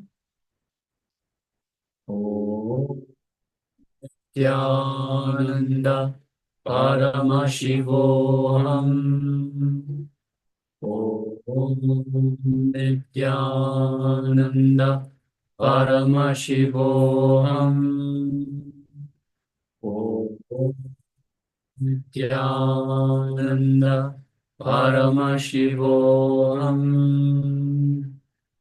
With this powerful declaration, let us enter into this round of the power manifestation. Keep chanting the Mahavakya and let Swamiji reveal the image that is being projected on screen now. Let us enter into this round of the power manifestation.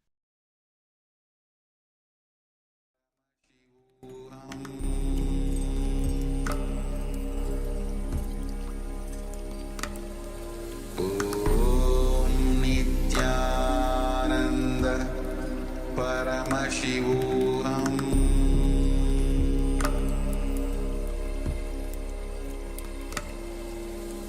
Om Nityananda Paramashivoham.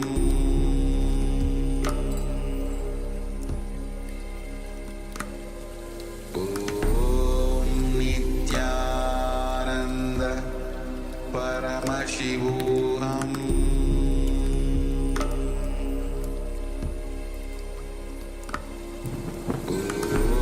Om Nityananda Paramashivoham. Om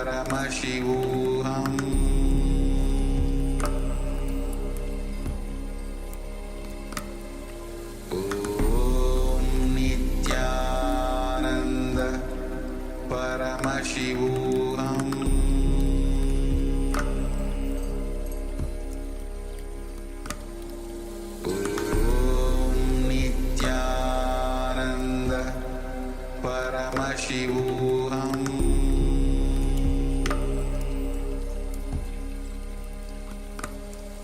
Om Nityananda Paramashivoham.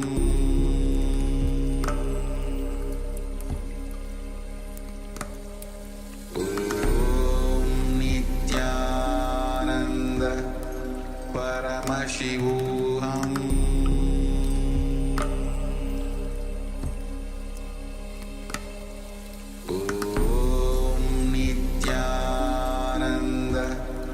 Paramashivoham.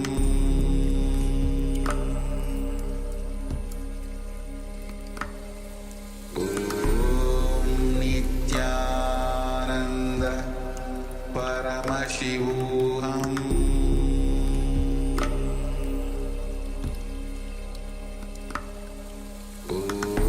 Om Nityananda Paramashivoham.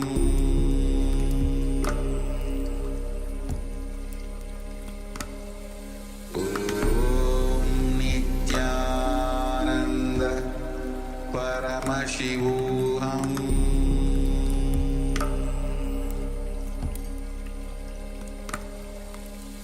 Om Nityananda Paramashivoham.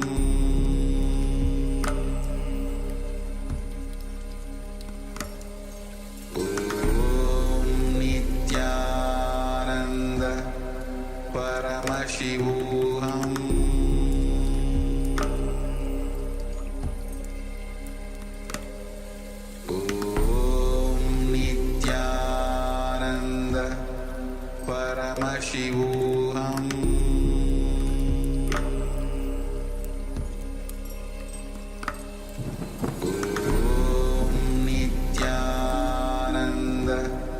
Paramashivoham.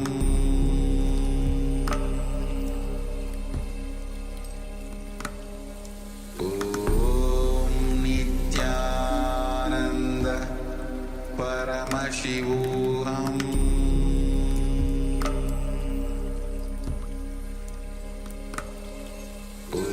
Om Nityananda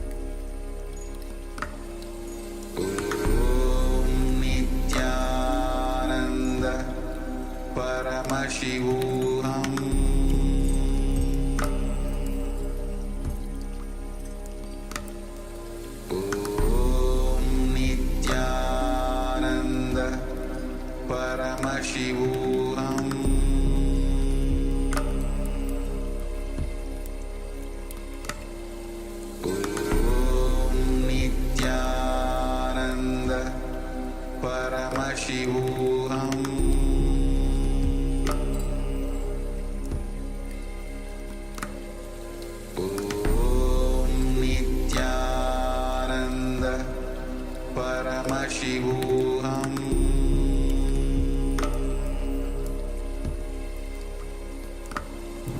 Om Nityananda Paramashivoham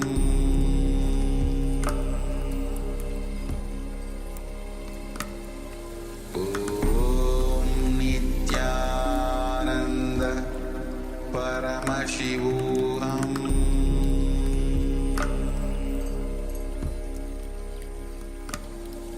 Om Nityananda Paramashivoham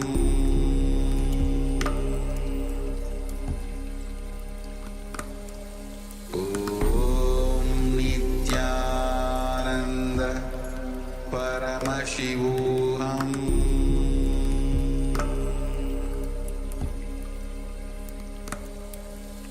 Om Nityananda Paramashivoham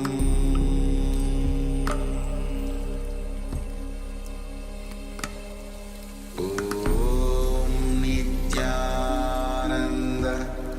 Paramashivoham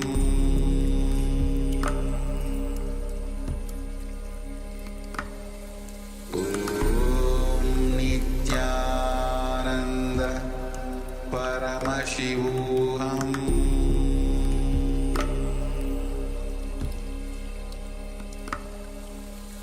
Om Nityananda Paramashivoham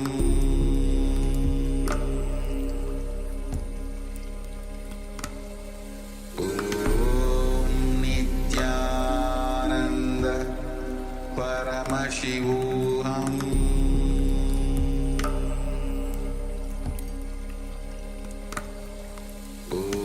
Om Nityananda Paramashivoham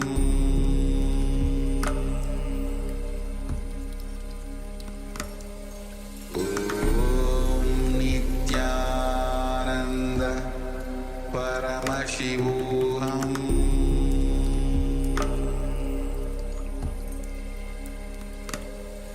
Om Nityananda Paramashivoham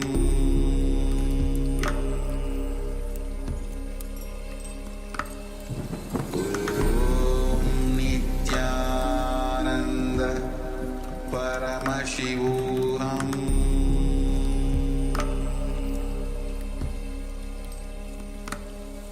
Om Nityananda Paramashivoham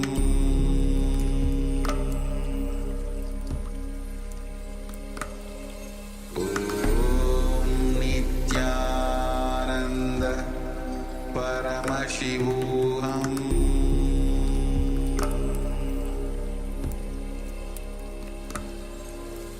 Om Nityananda Paramashivoham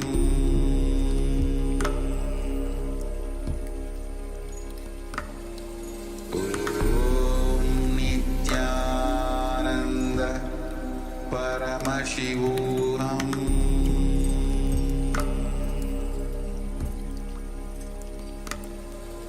Om Nityananda Paramashivoham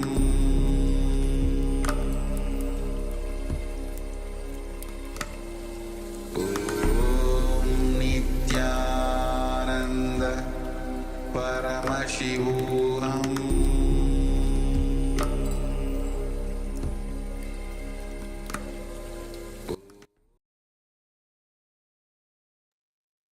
Yes, you can relax now. And slowly, very slowly, remove your eye bands. And gently let the light come back into your eyes.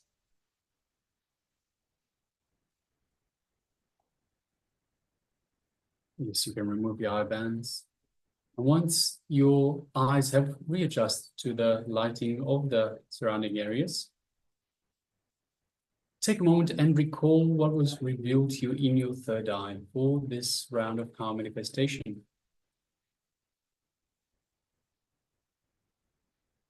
share with us in the chat provided the revelations through your third eye.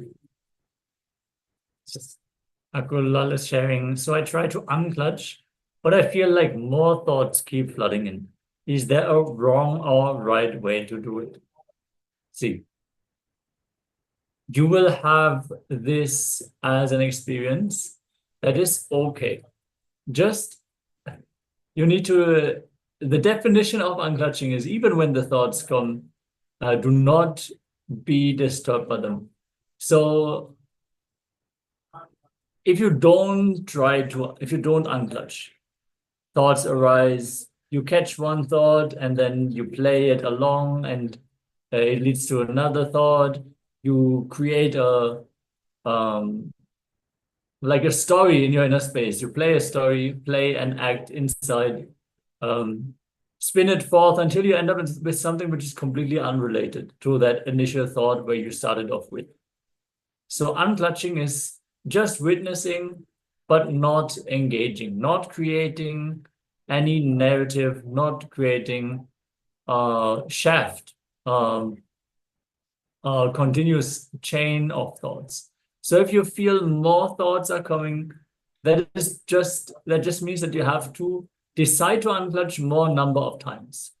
For each thought that arises, don't decide not to, I will not get disturbed by this. I will remain unclutched. I am unclutched. As a matter of fact, you are unclutched. What you perceive as many thoughts could be very little actually for another person. There might be a person who is thinking way more thoughts, a person who is thinking way less thoughts. All this it does not matter. What matters is your decision to be unclutched. So there is no right or wrong way to do it. There's just doing it or not doing it, that is all. Deciding to be unclutched with the patience until you experience the deep restful awareness. So it might take some time. It might take a few attempts, but it can manifest immediately. Once it clicks, then it is very easy to fall into the unclutched zone as well. So in between two thoughts, there is a gap. And just witnessing that gap consciously, that is unclutching. We're going to have more and more definitions and more techniques to experience unclutching throughout the rest of the day as well. So don't worry. We are not at the end of this day yet. If you want to share your power manifestation experience as well, please go ahead. Any of the YouTube viewers, let us know anything you have experienced during the power manifestation, as we are getting ready to verify your power manifestation by projecting the image once more.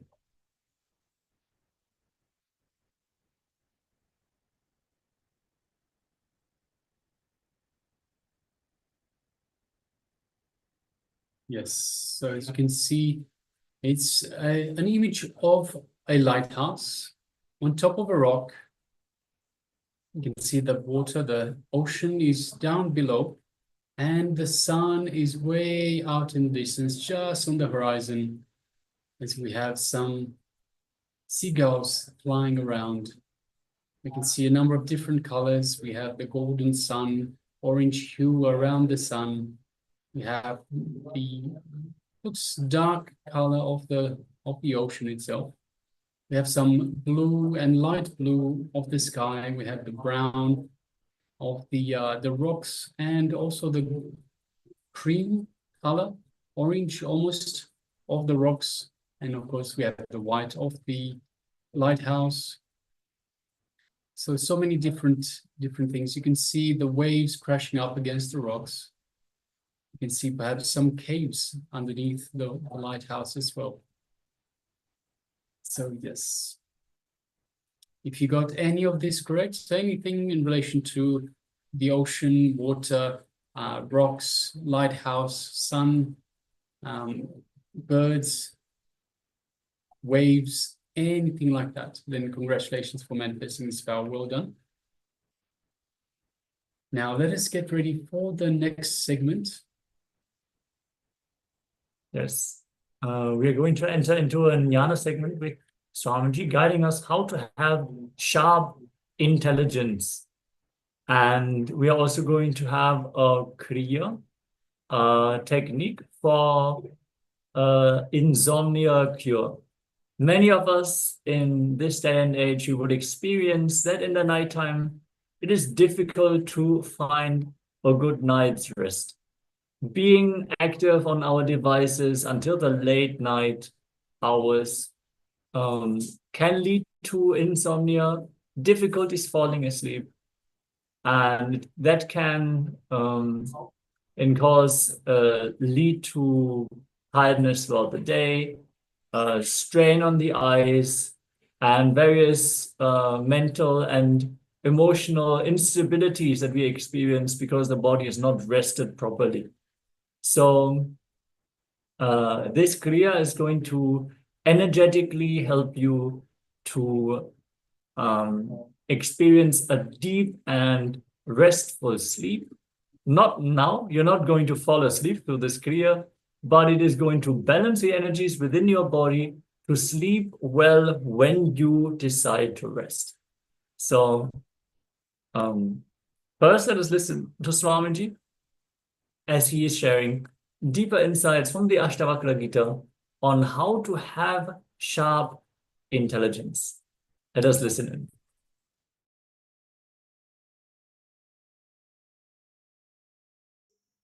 The moment you start understanding you are not the mind, you will have a sharp intelligence and spontaneity.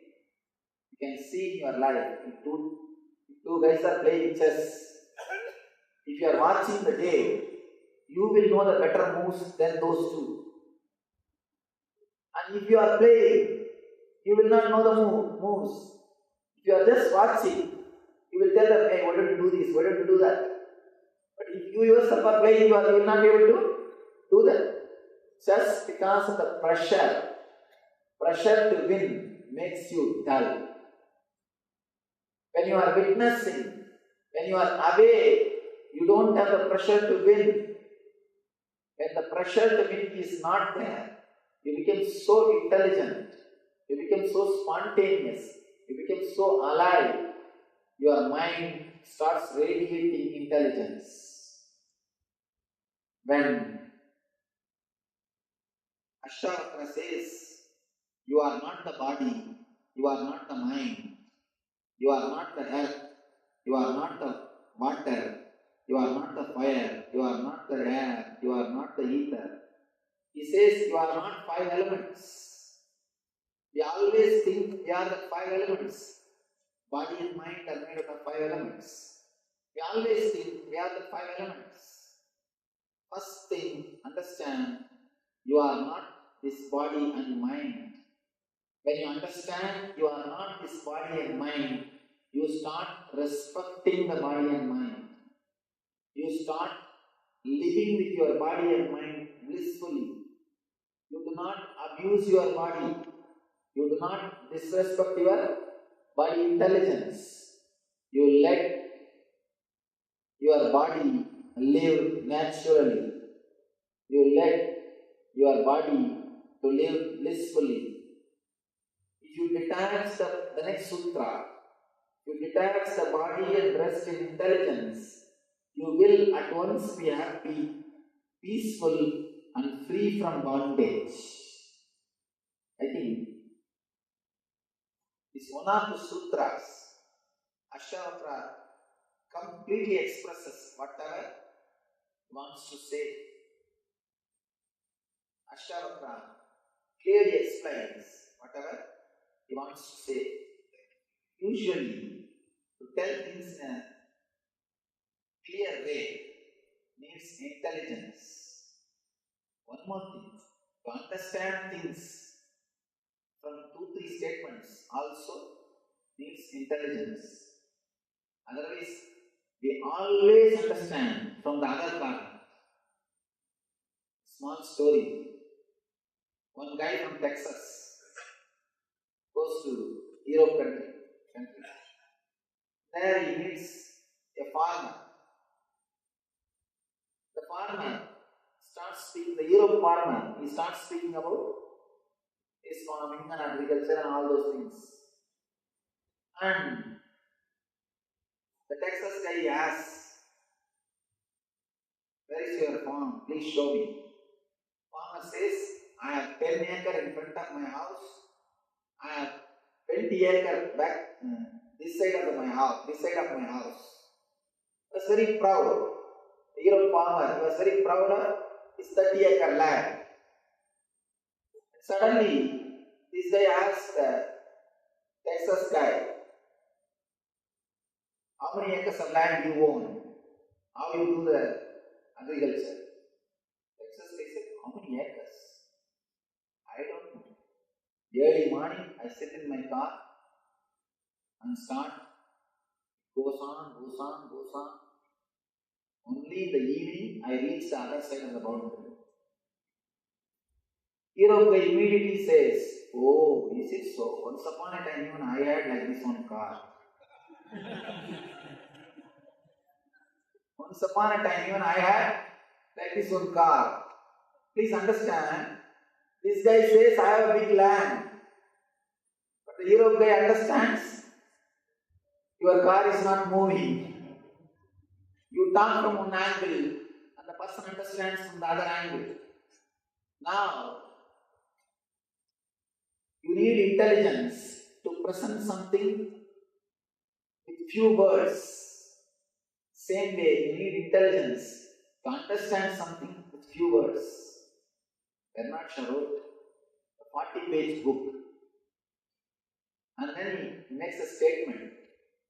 I don't have enough time, otherwise I would have wrote only 20 pages. Because I don't have enough time, I wrote 40-page book. If I had enough time, I would have used my intelligence and reduced this content to 20 pages. Because I don't have time, I have to write 40 pages. Be very clear. Do not think if the book is voluminous, it contains intelligence. Many times, few sutras, one or two lines will give the whole clarity. It can transform the whole life. Today, all I wanted to express is a simple one thing, only one concept. There is something called enlightenment, and it is possible. There is something called living in the body and mind without being touched by the body and mind. You can live inside the body and mind without being touched by the body and mind. You can live a liberated life. First thing, it is possible. It is possible. If you understand the technology of Ashtavakra, not only it is possible, it is guaranteed. It is guaranteed. If you have the courage to enter into the technology of Ashtavakra, just have it. Today, I say it is possible. Tomorrow, I will be explaining how it is guaranteed, and then tomorrow, just have it. And there is nothing else needs to be done. Now, all you need to understand is simple two things. First thing, you are not the body and mind. Second thing, if you detach the body and rest in intelligence, you will at once be happy, peaceful, and free from bondage. The moment you think, you understand, you are not the body and mind, immediately, that very moment, you will become peaceful. Tremendous peace starts happening in you. You start understanding and accepting you as you are. In that very moment, you start relaxing into yourself. In that very moment, you become silent. That very moment creates bliss in you. The moment you understand you are not body and mind, you relax from this whole samsara saga. As long as you associate yourself with the body and mind, all the sufferings and pains of the body and mind is experienced by you. You start experiencing the pains and pleasures, sufferings of body and mind. Just understand this simple thing. For animal to breathe, for a cow to breathe, it doesn't need ego, it doesn't need any being, it doesn't need any character. But you are afraid, if you drop your being, you will not be able to use your body. You are afraid, if you drop your being, your body will not function smoothly. You have an idea about yourself. I am somebody's father, I am somebody's brother, I am somebody's son, I am this, I am that.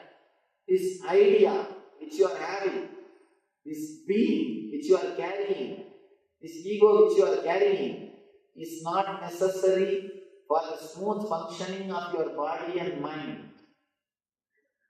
Of course, very difficult to believe.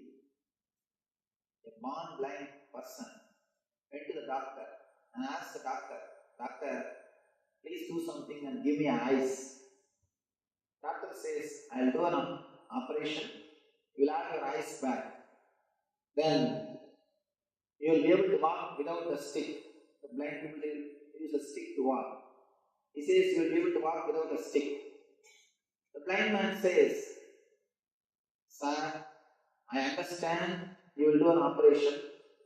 I understand I will have my eyes back, but I am not able to understand how can I walk without stick?" He cannot understand. You cannot convince him intellectually he can walk without stick after the operation. You can't convince him intellectually. Because by and by he started thinking his walking itself is connected to the stick. Only after the operation he can understand he can walk without stick. Once he gets his eyes back, he will throw the sticks away and walk. I tell you, you don't need your ego to live in the body and mind. How the born blind person never understands he can walk without stick after the operation. You are not able to understand you can also live without the ego in the body and mind.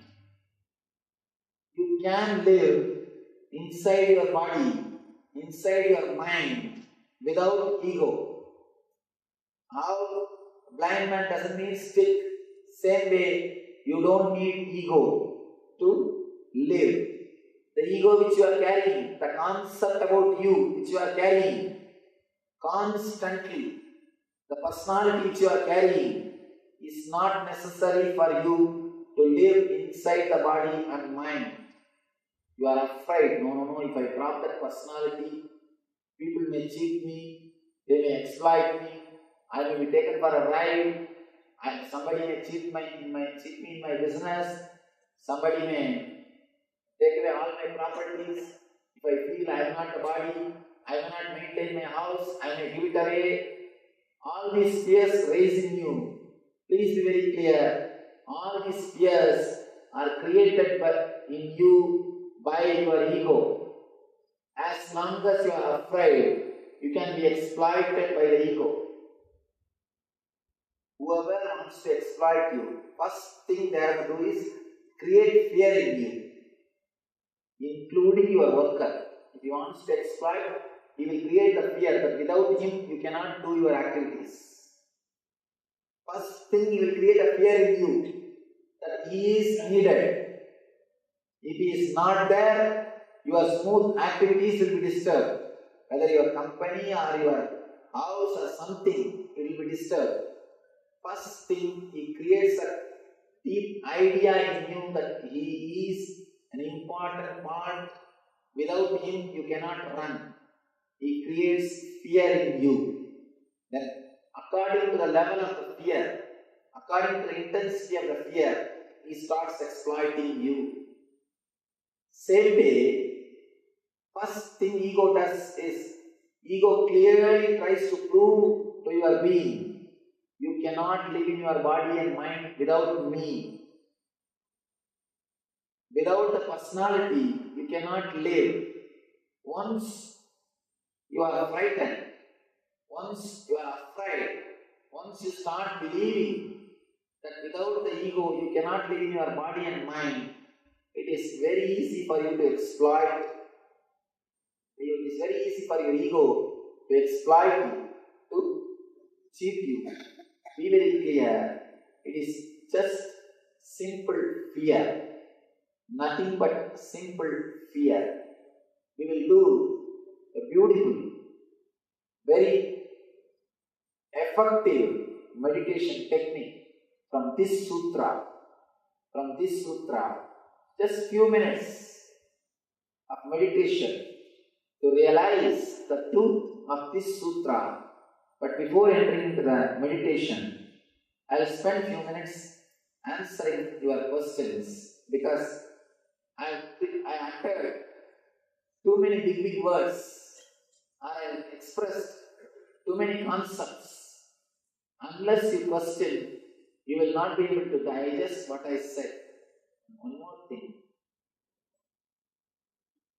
Usually, we feel, if I put questions, all people will look at me. I may look like a fool. Please understand. If you put your question, you may look like a fool. If you don't, you will be a fool. Better to look like a fool and have an answer than being a fool. One more thing, unless you analyze these concepts with your question answer, you will not be able to internalize this truth. You will not be able to make this as an experience in you. So I request any of you, if you have any questions, you are welcome.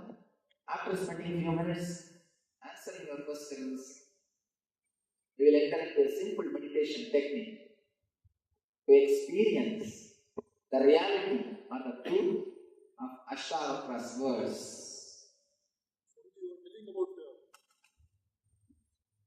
How you were telling about enlightenment is Ashtavakra Gita and Janaka story.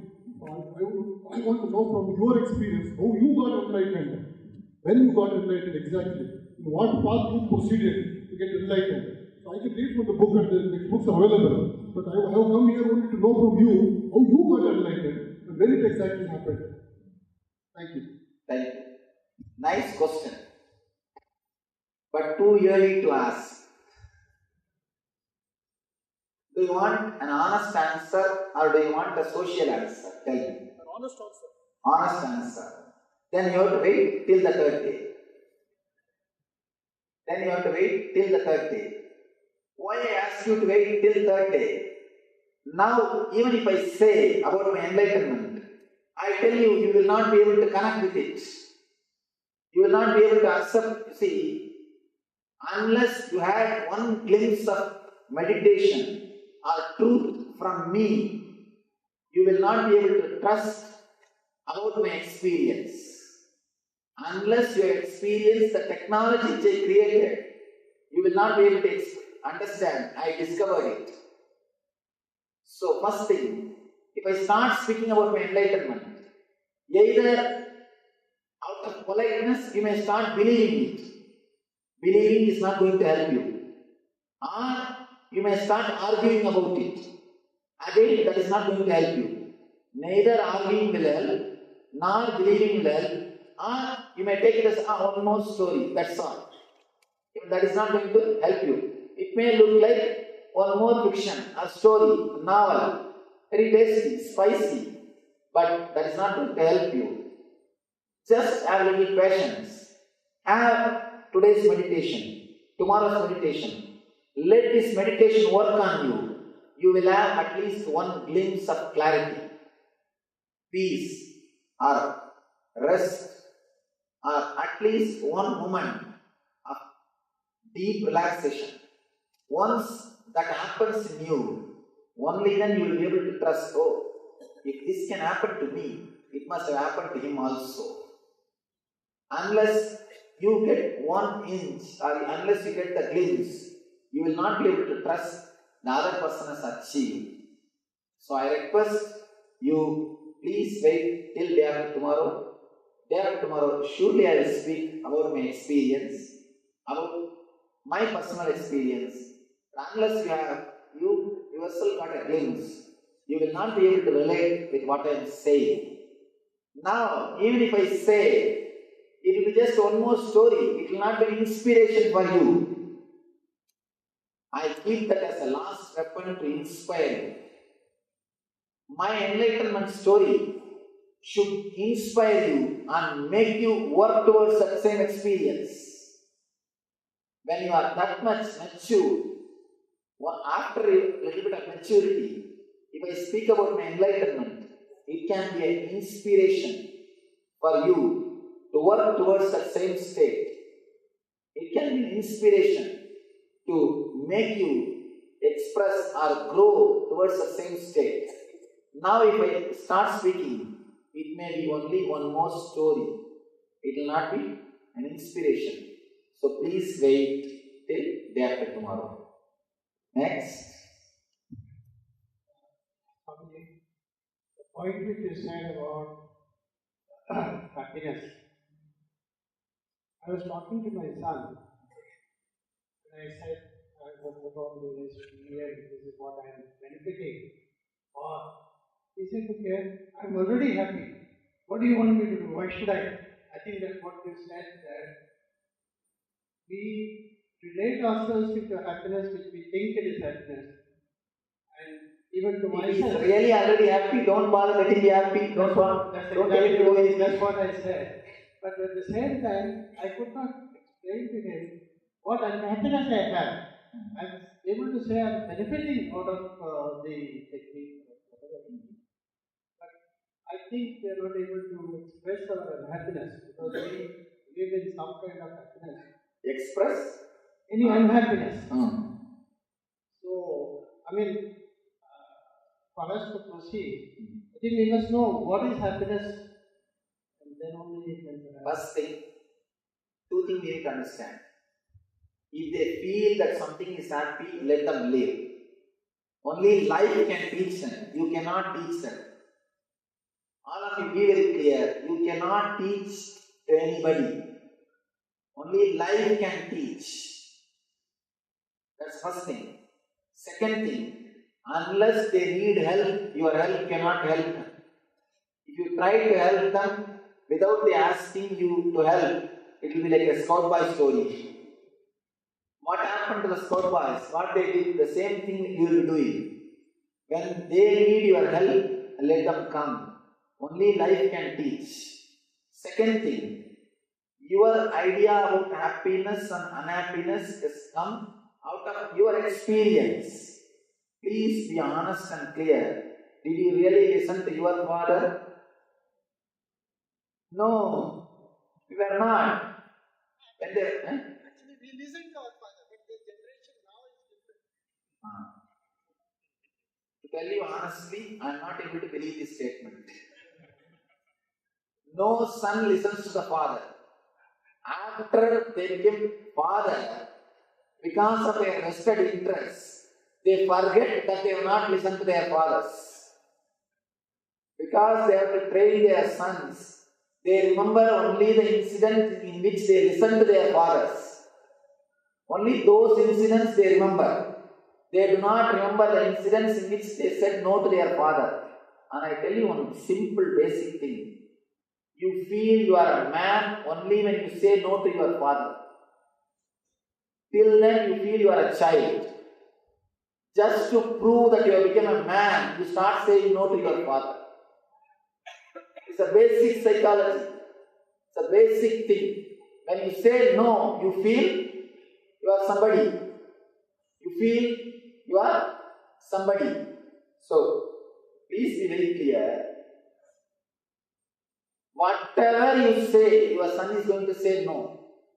Because he wants to be somebody. One beautiful paragraph I read in a book. One guy says, I found 3 ways to do a thing. Friend asks, what are the 3 ways? He says, first, do it by yourself. Second, get some workers to do. Third, tell your kids not to do. That's all. It will be done. Tell your kids not to do. It will be done. See, there are 3 ways to do anything.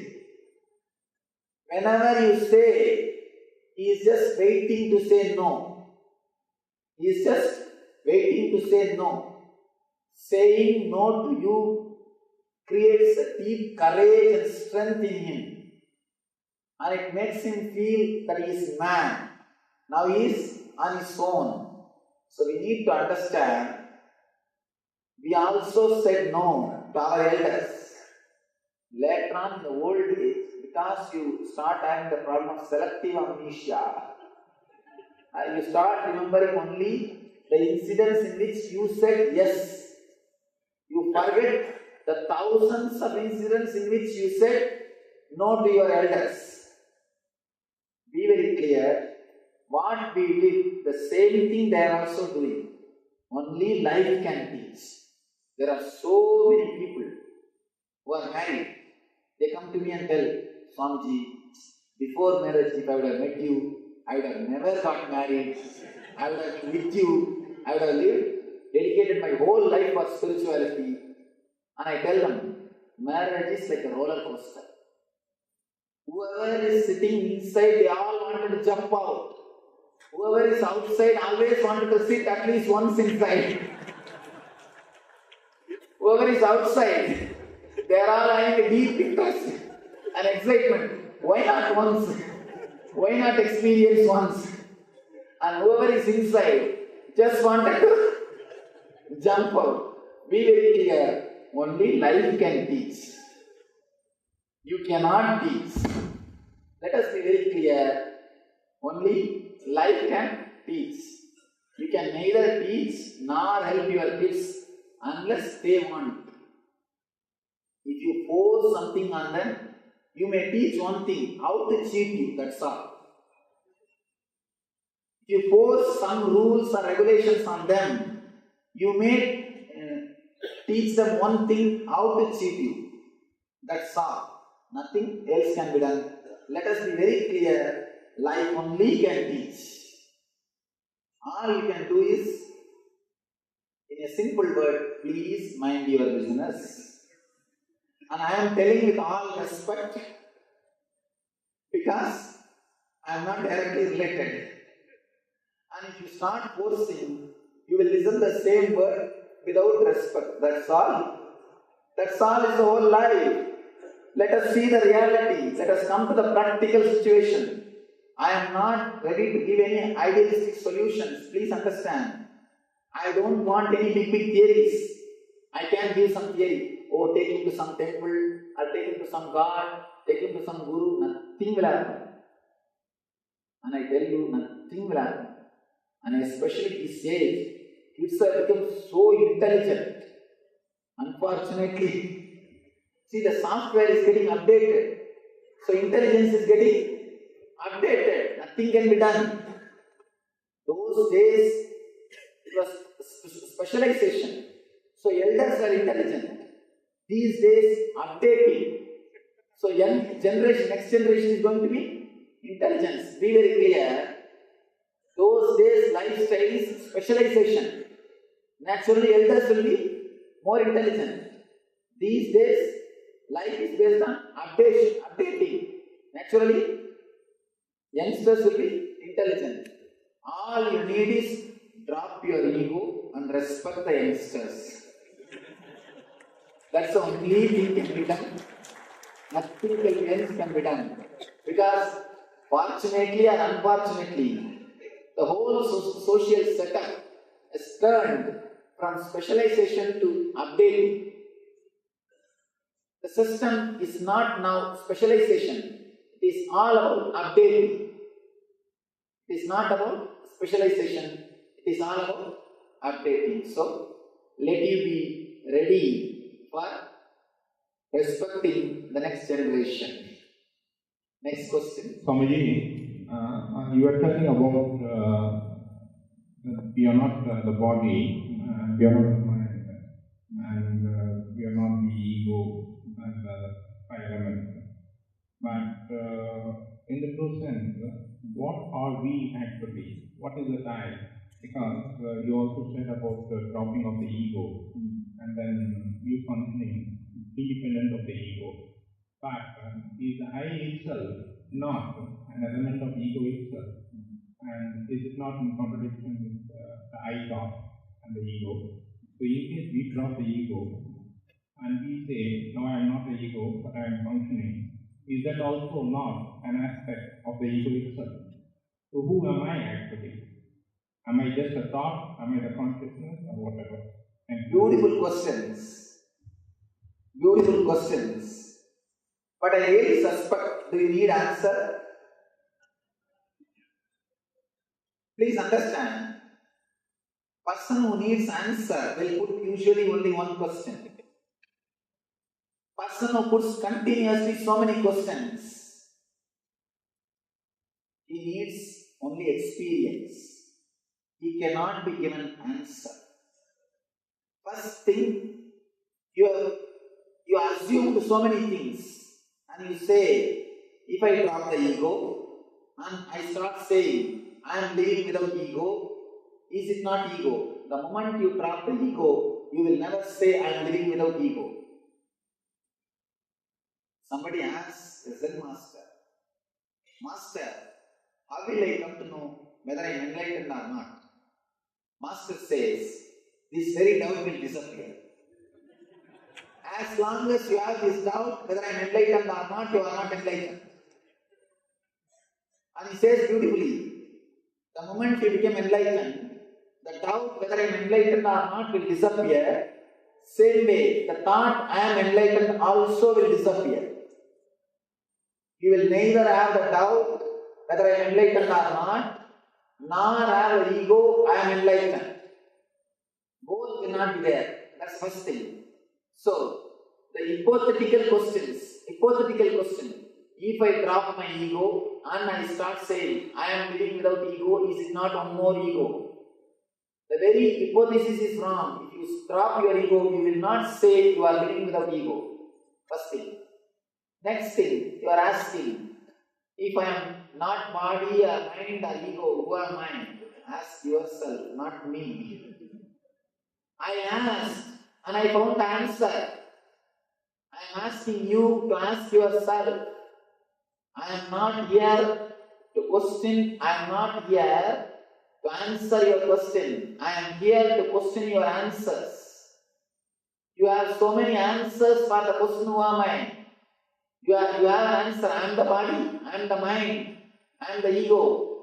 I am questioning all your answers. No, you are not body, you are not mind, you are not ego. I will leave you alone with your question. When I leave you alone with your question will become quest. And that quest will naturally make you experience the truth. Please do not ask the question to me. Let you ask the question to you. I am not actually answering your question. I am questioning the answers which you have already got. So this question, who am I, should not be asked to me. It should be asked to you. And now, when we do this meditation, you will have a little more deeper clarity of what I am saying, how I am saying you are not the ego. You are not a being as you think. Next question. Amazing. It's really necessary for tomorrow and day after. Please can you be a little loud? You have explained very clearly and beautifully. Is it really necessary for tomorrow and day after day classes? And that's nice. And I tell you one thing, if you understood you don't need tomorrow, day after tomorrow class. If you have not understood, again you don't need tomorrow, day after tomorrow classes. If you feel almost I am catching, I think I should listen little more. Then you need tomorrow, day after tomorrow classes. So be very clear. If you really understood, you don't need tomorrow, day after tomorrow classes. And I tell you, if you really understood, not the tomorrow, day after tomorrow, you cannot forget. Do not bother. See, if you really understood, not that you don't need tomorrow, day after tomorrow classes, you will simply start living with me. I am not saying about physically, I am saying about the conscious level. So if you have understood this one session, one class, not only you don't need tomorrow or day after tomorrow class, your whole life you will start radiating these teachings.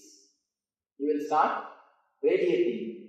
So if you understood, really you don't need. You don't need. And if you have not understood completely, again you don't need. If you feel, I understood some things, I think I need some more things, then you are welcome tomorrow.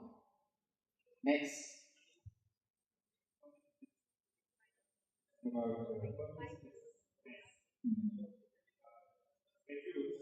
One minute, there are 2-3 mics.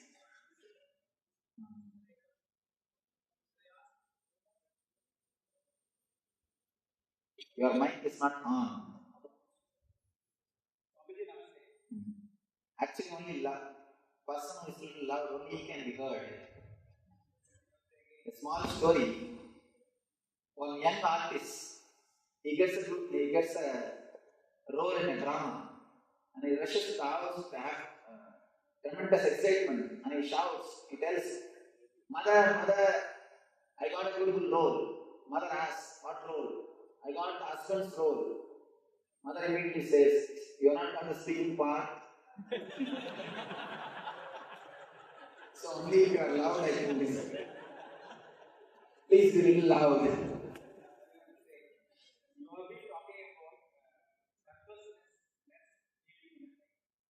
Purposelessness?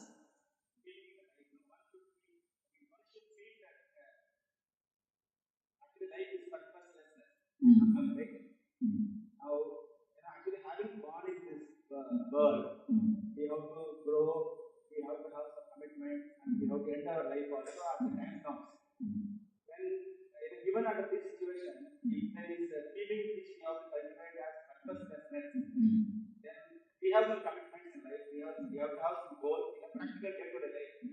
How are we to compromise? How do I understand this? First thing, I am not asking you to cultivate the feeling of purposelessness because it's a pure truth. You don't need to cultivate it. It's a simple truth. You understand? The purposelessness is the attitude of purposelessness need not be cultivated in you. It's a simple truth. All you need is just understand whether you believe it or not, your life is not under your control. Am I right? Whether you believe it or not, you do not know when the end will come. Am I right? Are you sure that you will reach your house safely? At least I am not sure. I don't know about you, but I am not sure I will reach my ashram safely with this Bangalore traffic. That is different. Whether you understand or not, accept or not, believe or not, this is truth. I am opening the truth. I am opening the truth which is ultimate truth. And let the truth take its own course. Why should you be so much afraid? Why are you afraid to enter into the truth? Let the truth penetrate you.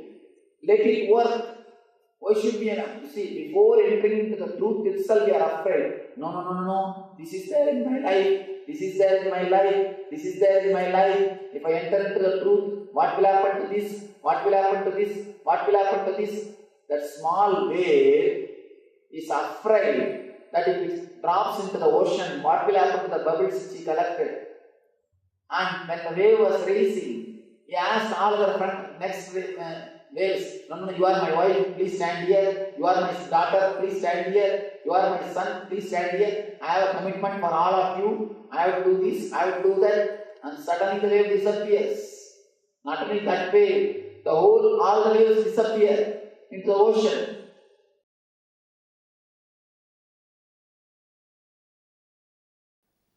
Today, we will start the Nitya Kriya for insomnia care. First step,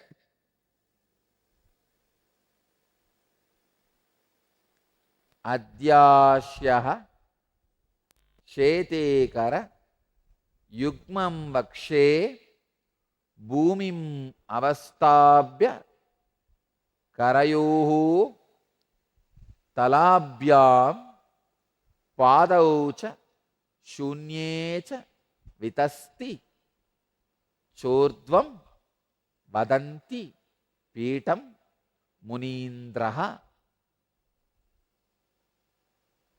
Let me translate word by word.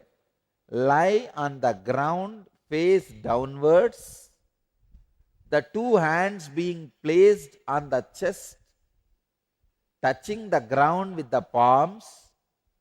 Raise the legs in the air 1 cubit high. I will now show you the mudra. Please understand. Put your hands like this and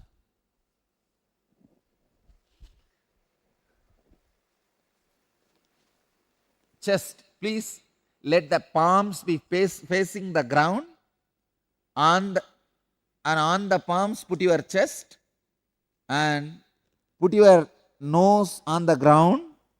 Raise the whole body, lower body, including thighs, for 1 feet high.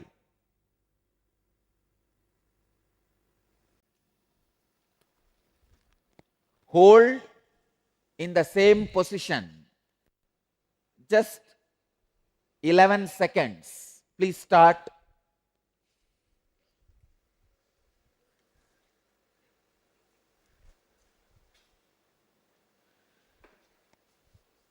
This is the Kriya for insomnia. Insomnia care. Please start. All of you make enough space.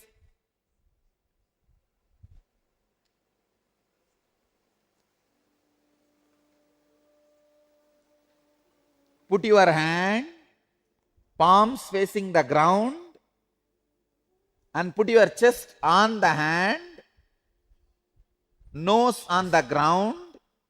Raise your thighs. Don't raise your head. Don't just raise your legs. Raise your thighs. Raise your thighs 1 feet from the ground. Don't bend the leg.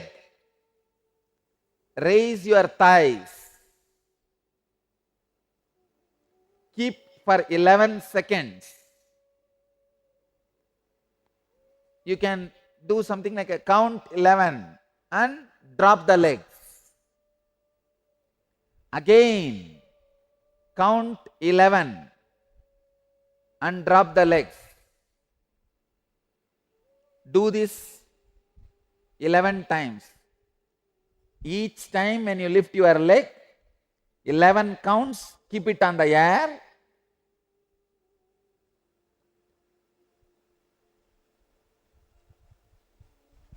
Drop it. Again, keep it on the air. 11 count. Don't count fast. Count slowly.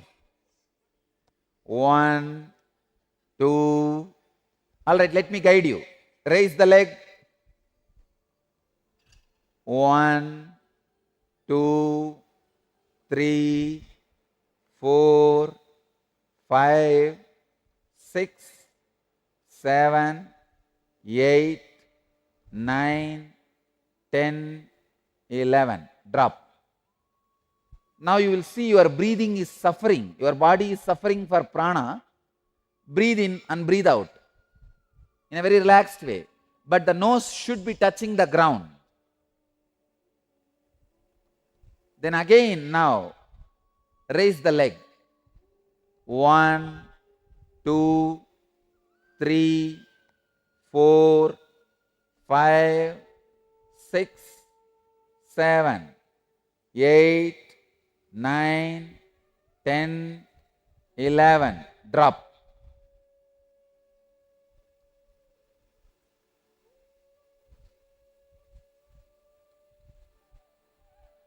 Raise the thighs.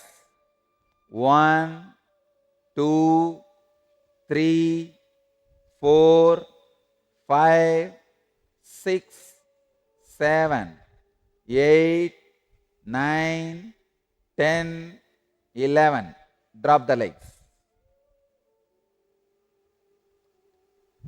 Now do it on your own, at least few more times. But every day when you practice, you should do it at least 11 times. 11 count each time, 11 times.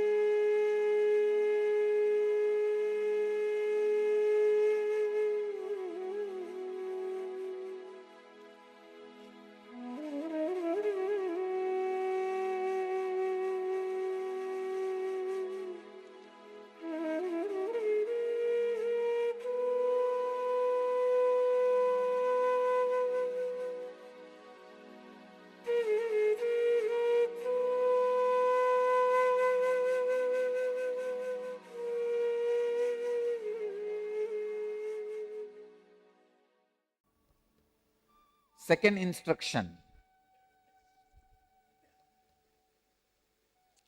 Please lie down and listen to the second instruction. Be in the same position.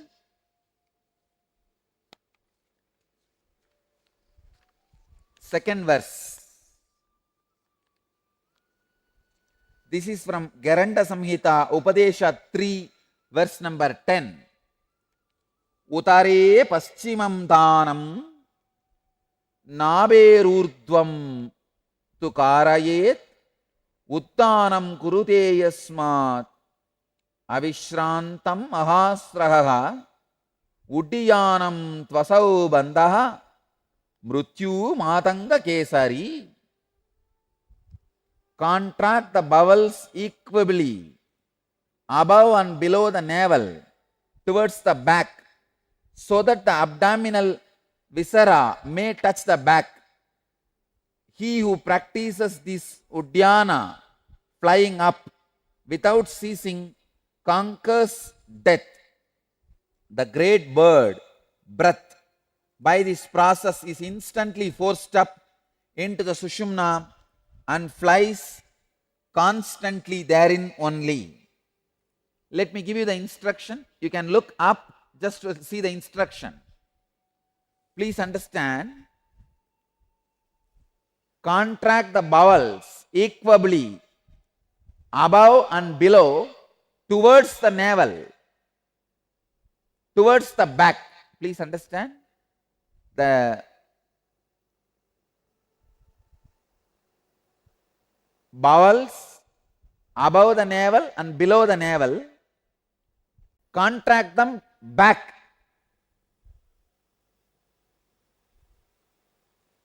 Hold for 21 count like that. Hold and count inside.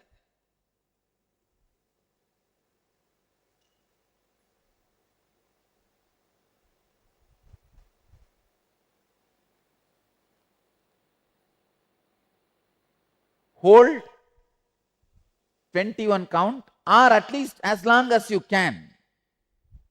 Actually, because you are counting, when you can't, you will count quickly. So don't bother. So hold as long as you can. Understand? The bowels above navel and below navel, both part equably contract them towards up and back.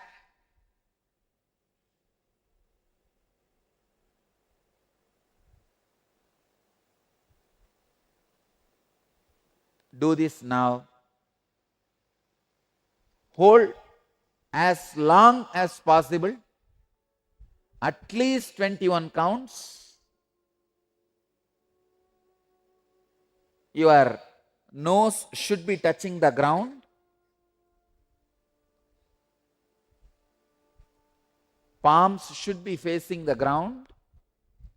Chest should be on the palms, on the hands.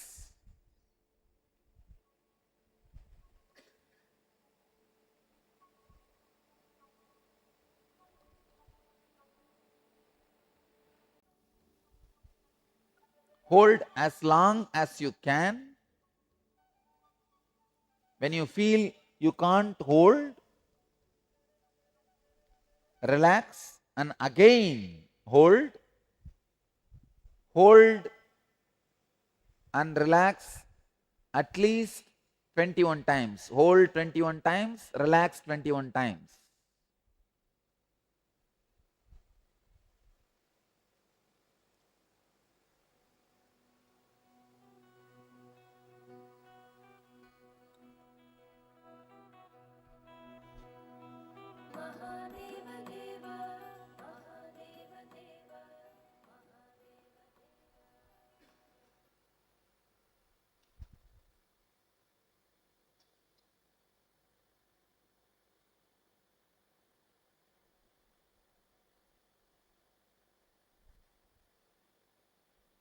This process not only helps you to heal insomnia, it directly relieves you from all sleep and dream related disorders. Stressful dreams, nightmares, constantly dreaming, all that will completely disappear. You will fall asleep like a statue and wake up fresh like a flower. Because the Kundalini awakened through this process leads you to the higher conscious sleep, Yoga Nidra.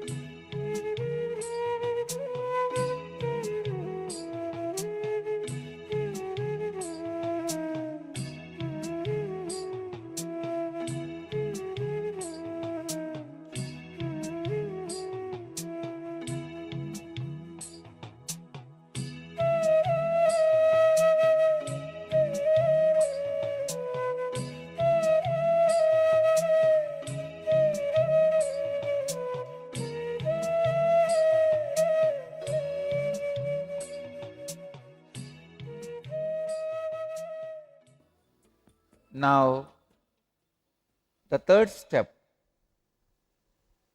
do raising the leg and Uddiyana Bandha, both together.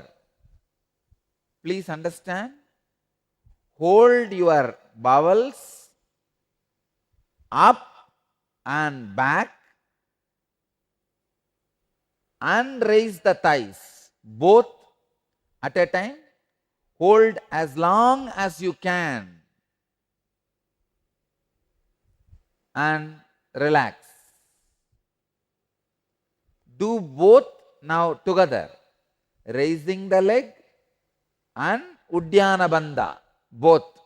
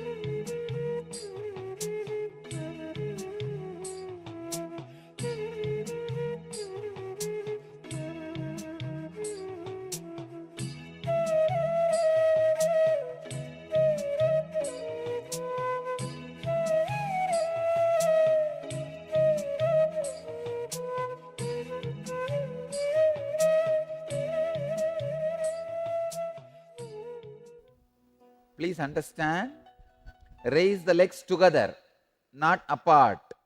Raise the legs together and hold the bowels, navel backwards, up and back. You will see a unique breathing pattern will develop around you, which will awaken intense Kundalini.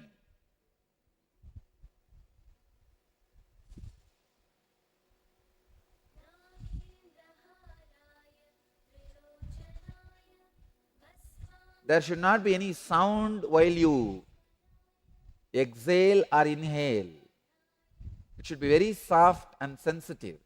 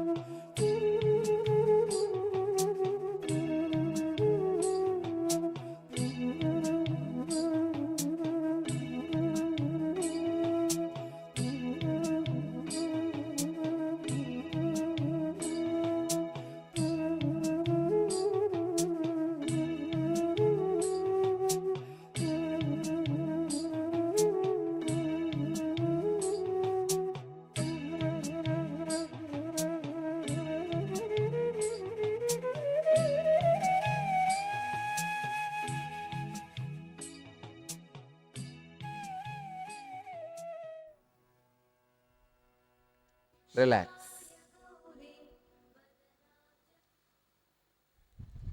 Please get up.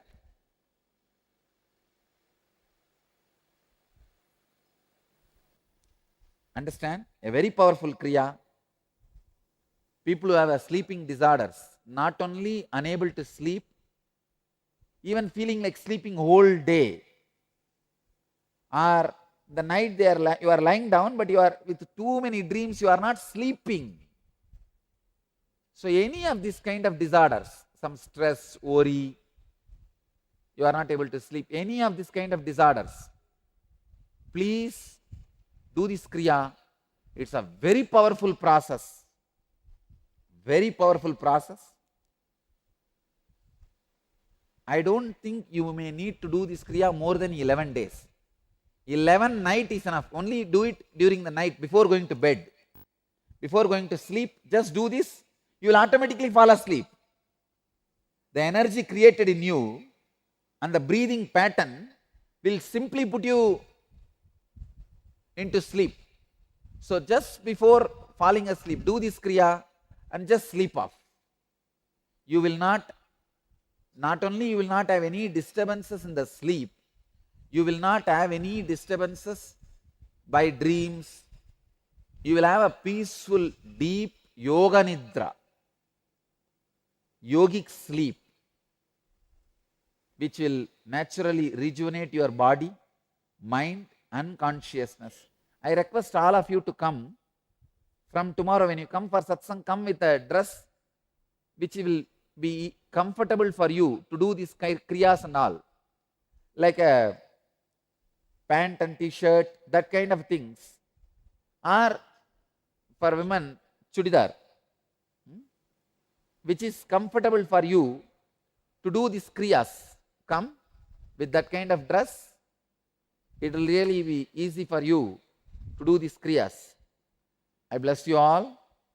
Let you all achieve, experience, live, express, radiate and share the eternal bliss, Nityananda. Thank you.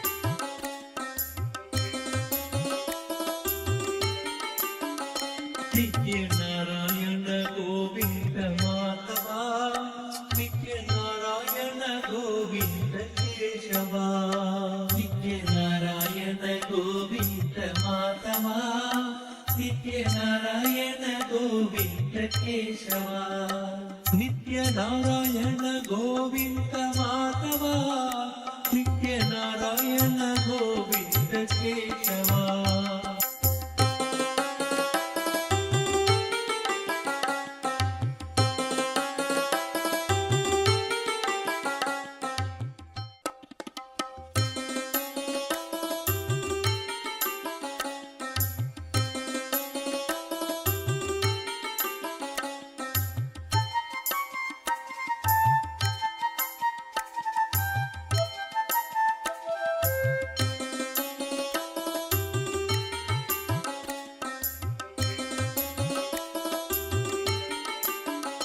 Nitya Narayana Govinda Madhava, Nitya Narayana Govinda Keshava, Nitya Narayana Govinda Madhava, Nitya Narayana Govinda Keshava, Nitya Narayana Govinda Madhava, Nitya Narayana Govinda Keshava.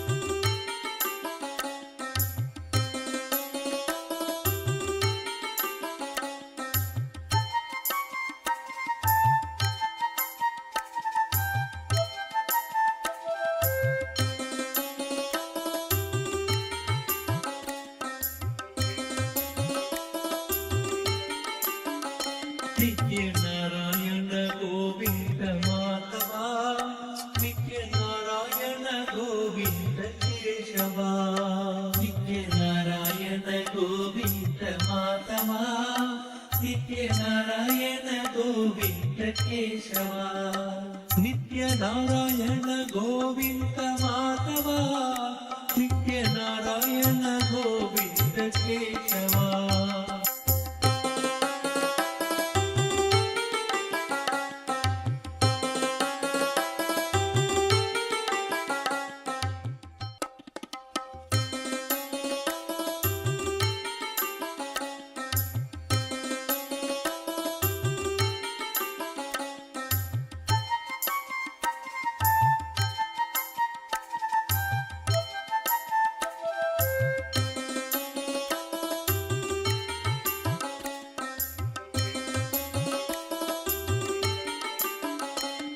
नित्य नारायण गोविंद माधवा नित्य नारायण गोविंद केशवा नित्य नारायण गोविंद माधवा नित्य नारायण गोविंद केशवा नित्य नारायण गोविंद माधवा नित्य नारायण गोविंद केशवा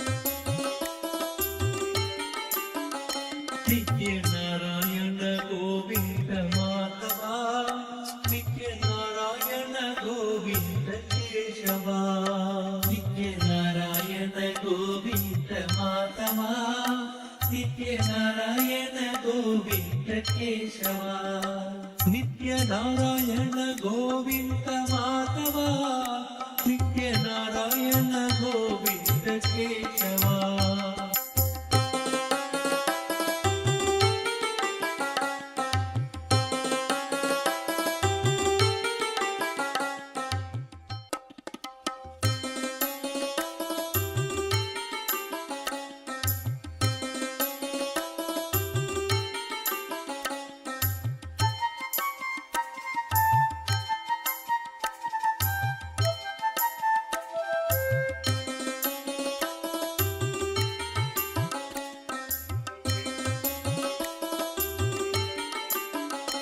नित्य नारायण गोविंद माधवा नित्य नारायण गोविंद केशवा नित्य नारायण गोविंद माधवा नित्य नारायण गोविंद केशवा नित्य नारायण गोविंद माधवा नित्य नारायण गोविंद केशवा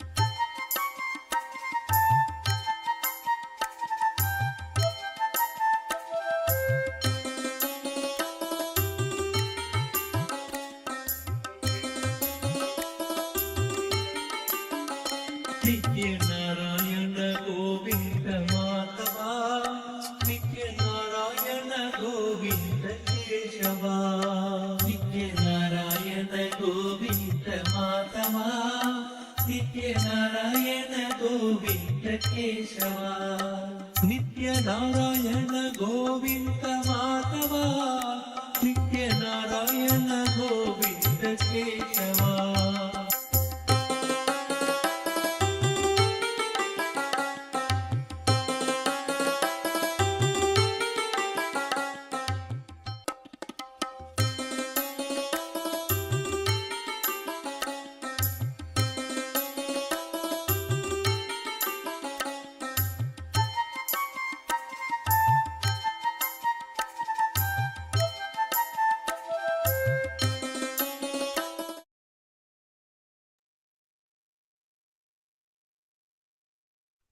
Yes, welcome back.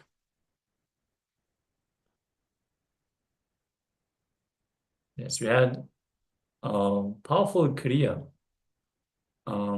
for insomnia care. So if you are struggling with any kind of sleep disorder, Swamiji also said it's not only for insomnia. Even if you feel like sleeping the whole day, this Kriya will also help you. He said, fall asleep like a statue and wake up refreshed like a flower. So if you experience any sleep disorder, problems falling asleep, or your sleep is not very deep, you wake up easily in the middle of the night, then this Kriya is definitely for you. And you can practice this. Swamiji said even practicing it for 11 days will be enough. So why don't you give it a try if you struggle with any sleep problems? You want to welcome Ma Anandeshwari, Nityananda, and also Ma Mahasatya and Ma Paramasatya have joined us as well, Nityananda. Yes, Nityananda. It seems in LA, the PSM booth, also one more participant has joined. Yes, Nityananda, and Nityananda. welcome. Nice to have you here. If you have any questions, please let us know. We are covering unclutching in all different kinds of variations on this day. So we've been learning about the Ashtavakra Gita and how to explore the deeper states of consciousness. Just now, we learned about how to awaken sharp intelligence and spontaneity. And we are now going to enter into an internalization exercise, which is going to be a set of meditation exercises. We are going to unclutch from various different things. So let us all settle down.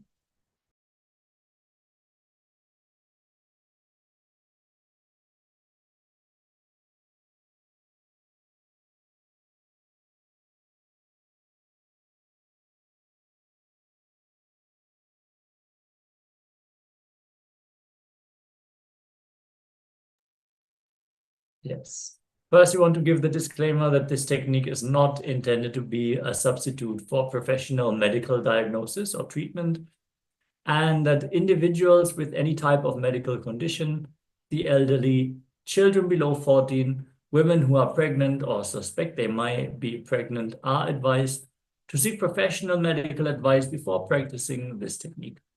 Viewers who are not on two-way video conferencing are cautioned that they are practicing this technique at their own risk. With this out of the way, let us enter into the first unclutching exercise, which is unclutching from the outer world. Yes, so let us unclutch from all the difficulties, all the stress, all the sufferings, all the suffocation that has been created by money, by name, fame, and so forth. Let us leave our ambitions aside for now, because there is nothing to gain in the outer world right at this moment. So we're only worried about the inner world right now. So let's unclutch from the outer world. Experience the ultimate wealth, which is, as Swamiji says, extra free inner space. So we're going to take a moment to just breathe in and breathe out deeply and slowly. So let us all follow me. Breathe in and breathe out deeply and slowly. Breathe in and breathe out. Breathe in and breathe out. And let us unclutch.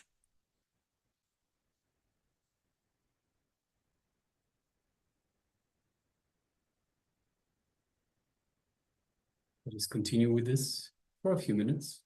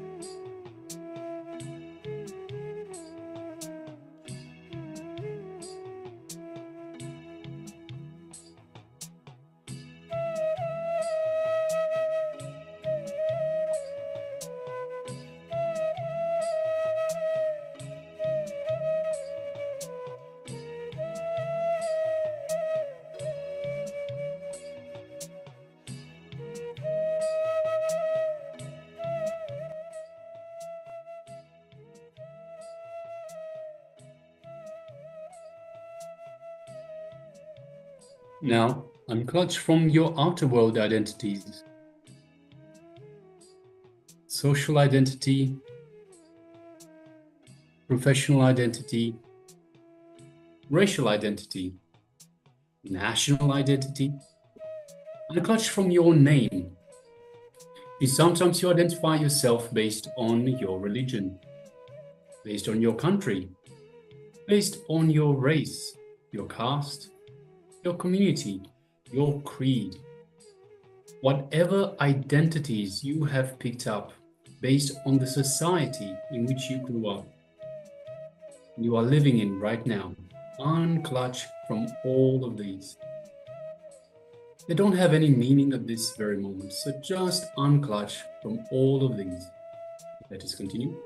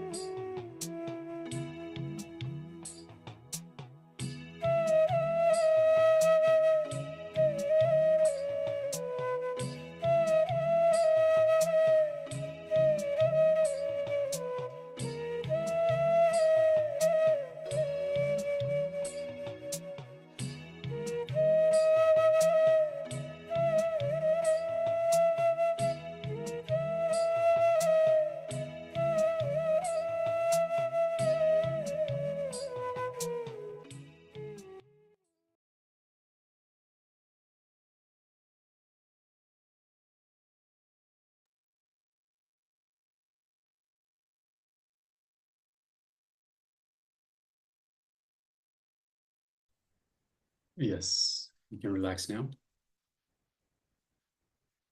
So these are just some of the things that we can unclutch from. Outer world, inner world. If you have any questions, do let us know in the chat box. Meanwhile, let us get ready and move on to the next segment in our program for today. Yes, we're going to dive even deeper, go through further parts of the Ashtavakra Gita, and receiving out the powerful cognitions, the deeper understandings from the Supreme Pontiff of Hinduism. Let us all sit straight and be in a space of listening as we receive the Ashtavakra Gita from Swamiji.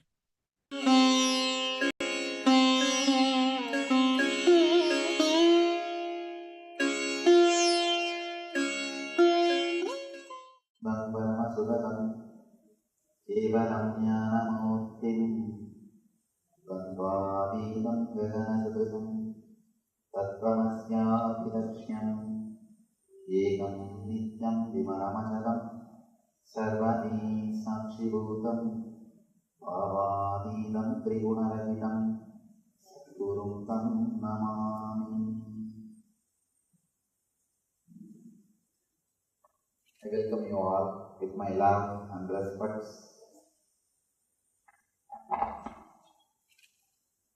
Let's start with a small story. In a school, all the scout boys are supposed to tell their teacher the good deed which they did for that day.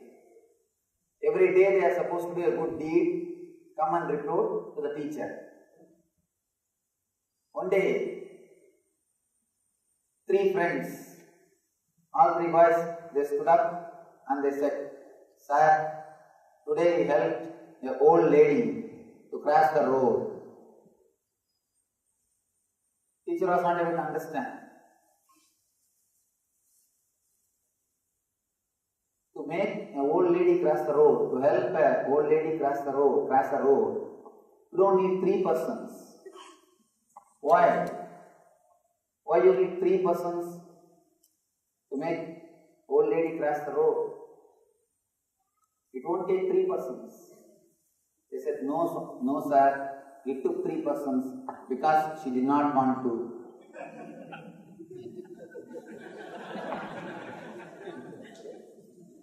Because she did not want to cross the road. Many times, the help extended without thinking about the situation. When you try to help somebody without they asking you, you create only more and more trouble for them. Almost all our services done out of ego ends only in creating trouble for others.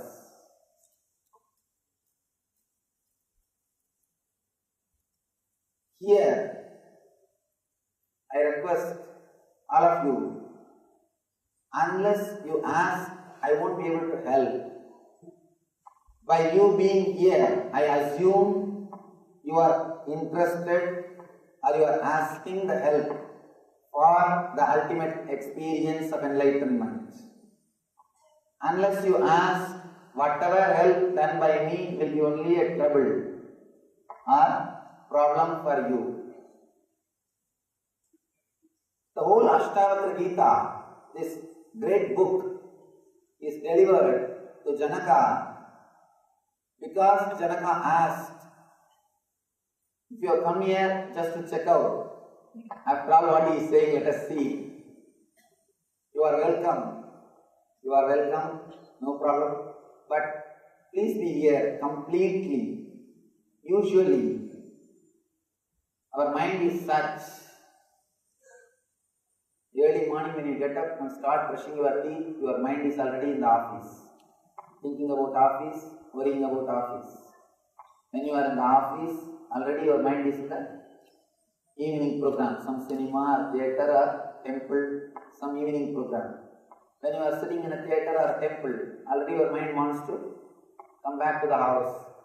You are thinking about the house. One thing is sure, if you are here, your mind is not here.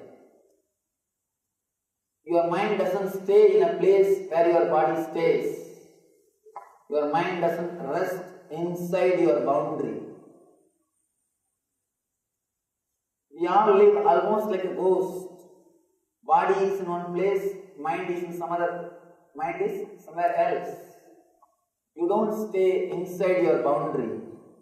If you really want this 3 days program to be a big help, if you really feel that it should help you, if you really want to have some help from this 3 days program, I request all of you to stay inside your boundary for all this 3 days program. Please be inside your boundary, inside your body.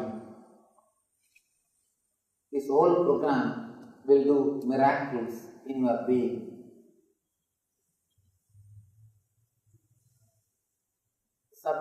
Today's subject is enlightenment. It is possible. Before entering into the subject, let me introduce the book, the Ashtavakra Gita. Man has created so many spiritual scriptures, but nothing can be compared to Ashtavakra Gita. This book is a pure spiritual science. It's a technology created by Ashtavakra to reproduce the same experience which happened in Ashtavakra. Understand? Scientist is a person who creates a formula to reproduce things of the outer world. Anything happens in the outer world. Newton saw something in the outer world. He started contemplating on that experience. For example, apple dropping, apple falling from the tree. And he started contemplating on the experience. And he created a formula, he created a theory through which people will be able to understand about gravity. Scientist is a person who creates formula or theories to make outwardly things clear for people to understand outwardly things. Scientist is a person who creates formula to reproduce the understandings of the outer world. Spiritual master is a person who creates a formula to reproduce the experience of the inner world. Ashtavakra is a spiritual scientist.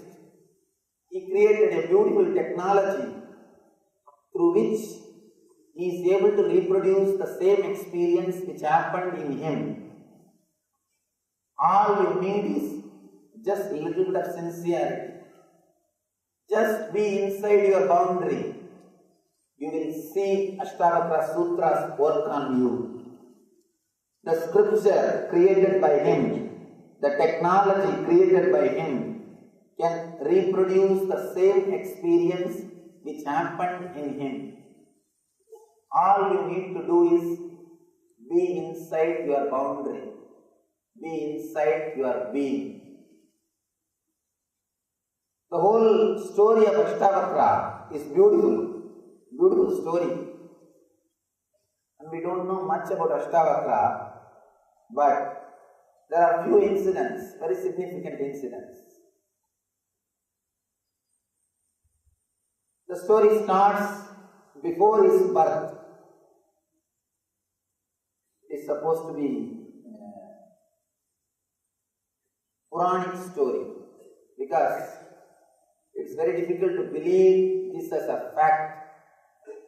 The story starts when Ashtavakara's mother was carrying him.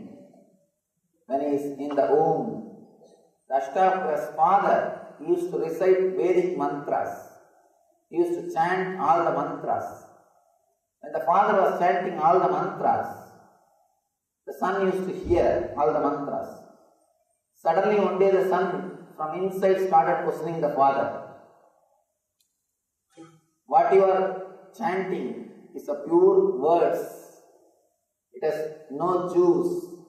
It has no experience. You are just an intellectual pandit. Where is the truth? Father was shocked. I think from Ashtavakra the generation gap problem started. Ashtavakra is the first person who started the generation gap problem.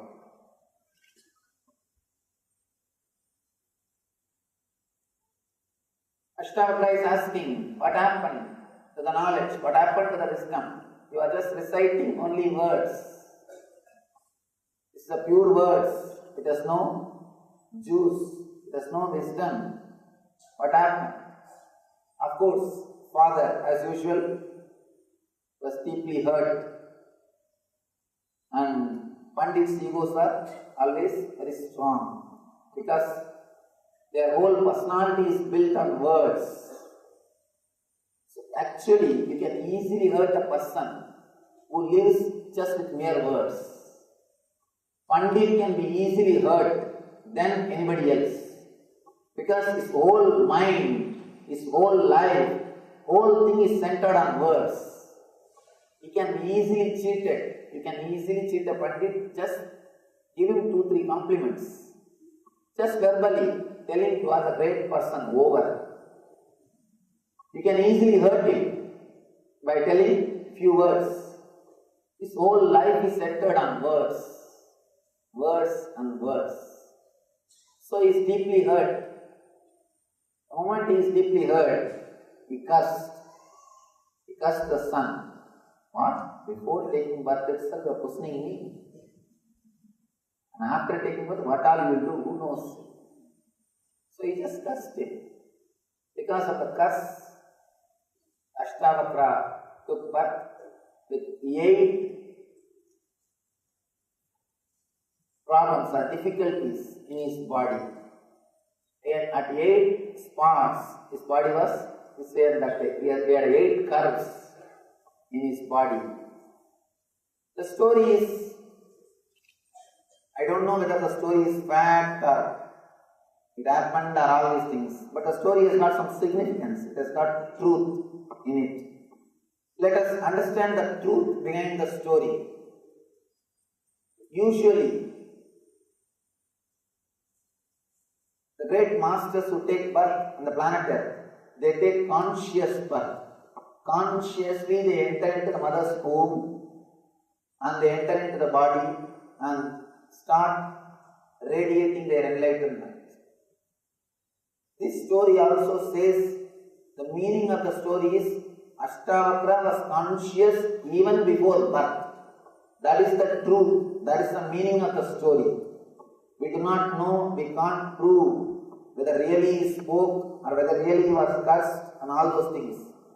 But the truth which our masters are trying to explain through this story is Ashtavakra was conscious of his being.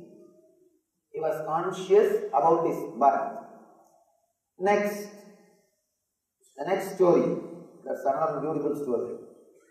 He goes to Janakaraja's palace. Janaka was a great king.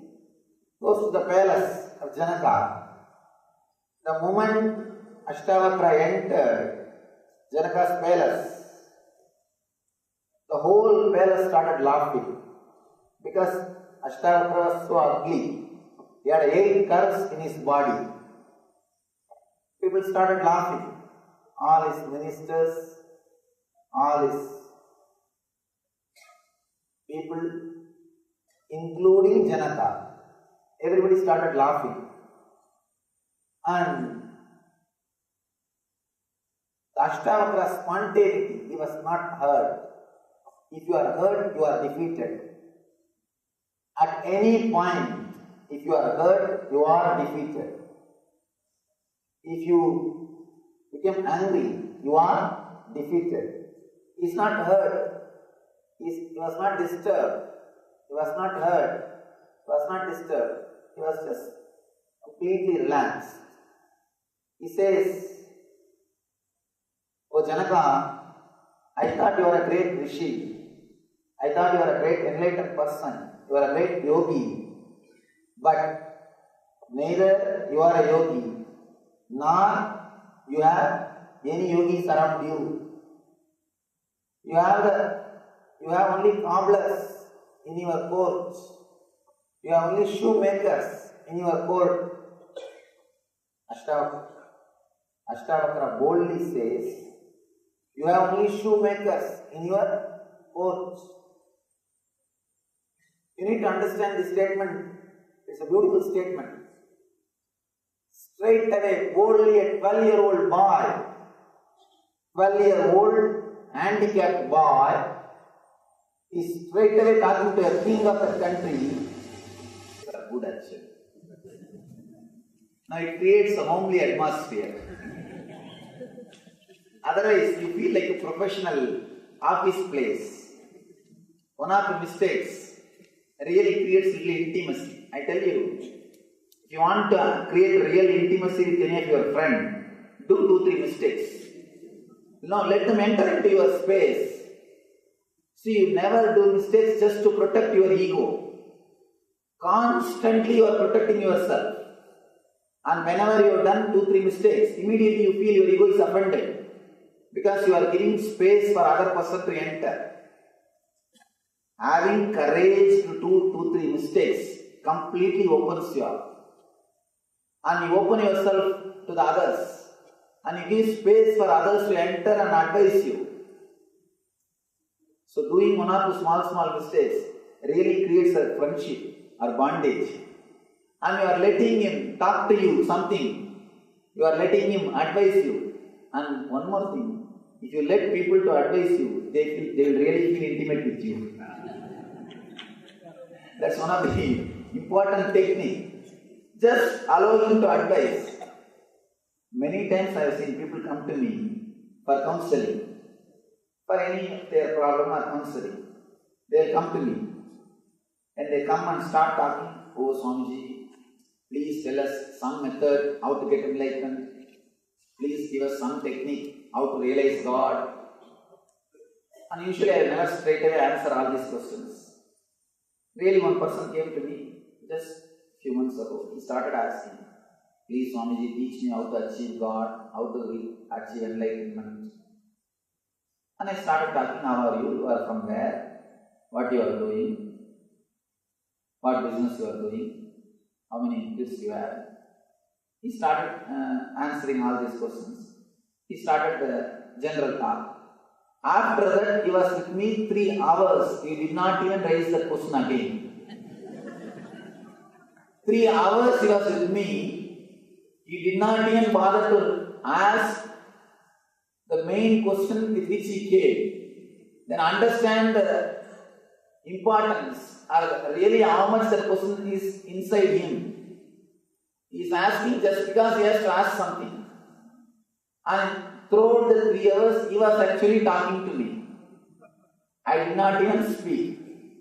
And the fun is not even this. After going out, he is telling my secretary, Swamiji spoke so many things.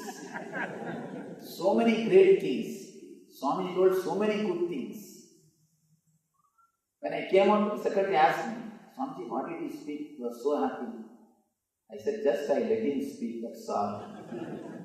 I allowed him to speak, that's all. When you allow somebody to advise you, really they feel good. So little bit of one or two mistakes are good. It opens up. The atmosphere will not be tense. It will not be professional atmosphere. So one or two, once in a while, all these things are okay. Handicapped 12-year-old boy, Ashtavakra, is entering into the court and the whole court is laughing. If we are in that place, first thing we would have become angry. First, our ego would have been hurt, angry. Next, either you would have shouted or you would have left that place. That's all. But here is a person. Nobody can disrespect a person who lives in spontaneity. Nobody can disrespect if he has got respect for himself. Nobody can give you suffering unless you give silent permission. Unless you allow, unless you give your silent permission, nobody can disrespect you. Nobody can hurt you. Here, Ashtavakra is such an integrated being, such beautiful being. He is not allowing others to hurt him, depress him. Straight away he talks with the spontaneity. You are having only shoemakers. And be very clear, if you become angry, you cannot use the right words. He is using a right word. Cobblers, shoemakers. Janaka was shocked. Ashtavakra is explaining, these people are only seeing my skin, not the being. Cobblers see only the skin, not the reality. When a cobbler sees an animal, he will think only about the skin, not the being. When a tailor sees you, he will see only your dress. He will measure your being only based on the dress which you are wearing. A jeweler, if he sees you, he will first see only the jewelry which you are wearing. He will judge you only based on the jewelry which you are wearing. He will weigh you based on the gold which you are wearing. People look at things only from their angle. They have their own ideas, they have their own imaginations. Ashtavakra says, you have only cobblers around you, people who see only skin, not the being.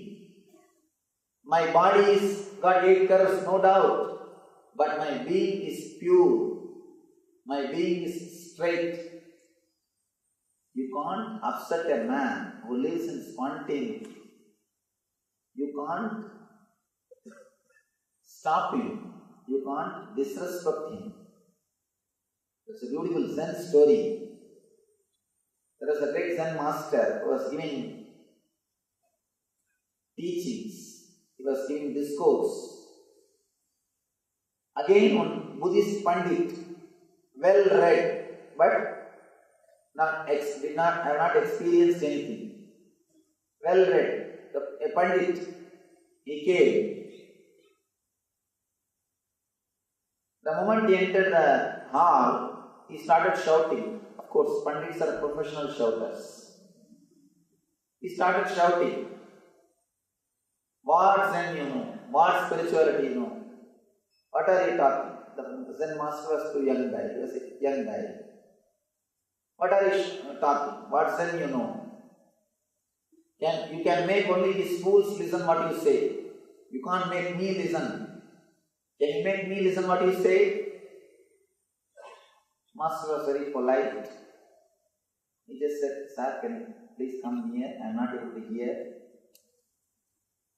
The pandit comes to all his arrogance. Then master says, can you please come this side? He comes this side. Then master turns the face, can you come little near? He came little near. Master says, you seem to be a very good, nice person. Already 3 times you heard what I said. Now please sit and listen. You seem very good, nice person. Already 3 times you heard what I said. You listened what I said. Now please sit and listen. Person who lives in spontaneity can never be disrespected. You can never catch him. And Ashtavakra is a person who is living in spontaneity, who is completely in the present moment. He can neither be disrespected nor be deluded by the ego. He is not disturbed. He is just clear about his being. And he says clearly, Janaka, you are having only cobblers around you. And Janaka really felt, really understood. Janaka is an intelligent person, a rare politician, an intelligent king, a rare being. Being a king and having intelligence is really something. Janaka is a king and an intelligent being. He understood the meaning of the words uttered by Ashtavakra. Immediately he comes down from the throne, touches the feet of Ashtavakra, and please forgive me. I understand what you said. And not only that, not only he asks Ashtavakra to forgive him, further he puts one more question. Master, O Lord, Bhagavan, he calls Ashtavakra as Bhagavan. O Lord, just from your very words, I understood what you spoke is from your experience. Please understand. If you want to find out whether somebody is really experienced person, enlightened person, or just an intellectual pandit, see when he was hurt, see when he was disrespected. When he is disrespected, how he behaves, that will clearly show whether he is experienced, whether he is an experienced person or an intellectual pandit. You can keep your face or pose, you can do everything as long as your ego is not hurt. The moment your ego is hurt, the pus which is inside will come out. If you have ego, simply the pus will come out. You will radiate the anger, violence and vengeance. When somebody is hurt, when he is disrespected, how he behaves, how he responds, see that will give you a clarity whether really he is enlightened or an intellectual pandit. Here, Ashtavakra is completely disrespected. See, if you say a word and laugh about him, even that will not hurt so much. Just by seeing, if you laugh at somebody, the very being is rejected. The very being is rejected. See, you enter somebody's house. If you start talking, if people laugh, then you can understand they are not ready to accept what you speak. Only you are speaking, they are not ready to accept. But the moment you enter, if they start laughing, your very being is not accepted. Sometimes, if you don't open the mouth, people may think you are a fool. If you open it, you may confirm. You will confirm it. So, at the most, they may reject your speaking. But just by entering, if they start laughing, your very being is rejected. Here, the very being of the Ashtavakra is rejected, disrespected by the ministers in the court. But he was not offended. He is not disturbed. He was not disturbed. Of course, when we address the masters, we can't use the word was. We can use only the word is. We can't say the word was for them. We can't say he was. We can only say is. Of course, when you mention the incidents of the past, you will not use the word was. But when you mention about the masters, they are available. We can't say. We can't use the word of past tense. He was not hurt, and he is so clear about his being, and he is clearly expressing the reality. Janaka says, just by your very words, your few words, I can understand you are an enlightened being. It is from your very being. Please teach me. Please give me the wisdom which you are having. Janaka is requesting, because Janaka asked whatever Ashtavakra taught has become big help. It has helped Janaka Raja to transform his life, to awaken his being, to achieve enlightenment. Here, I request you, unless you ask, this help cannot be given. If I give you without you asking, it will be just like scout boys helping old lady to cross the road. 3 boys have to help one lady because she did not want to cross the road. So be very clear, I do not want to force help on you. By you being here, I assume you are requesting this help. So, I am entering into the Sutra, I am entering into the Ashtavakra's Gita, assuming you need the help, you need the wisdom, you need the knowledge of Ashtavakra. Janaka Uvacha. Let me give the slokas in English itself, then I will give the explanations. Janaka said, how can knowledge be acquired? How can liberation be attained? How is renunciation possible? Tell me this, O Lord. Beautiful question.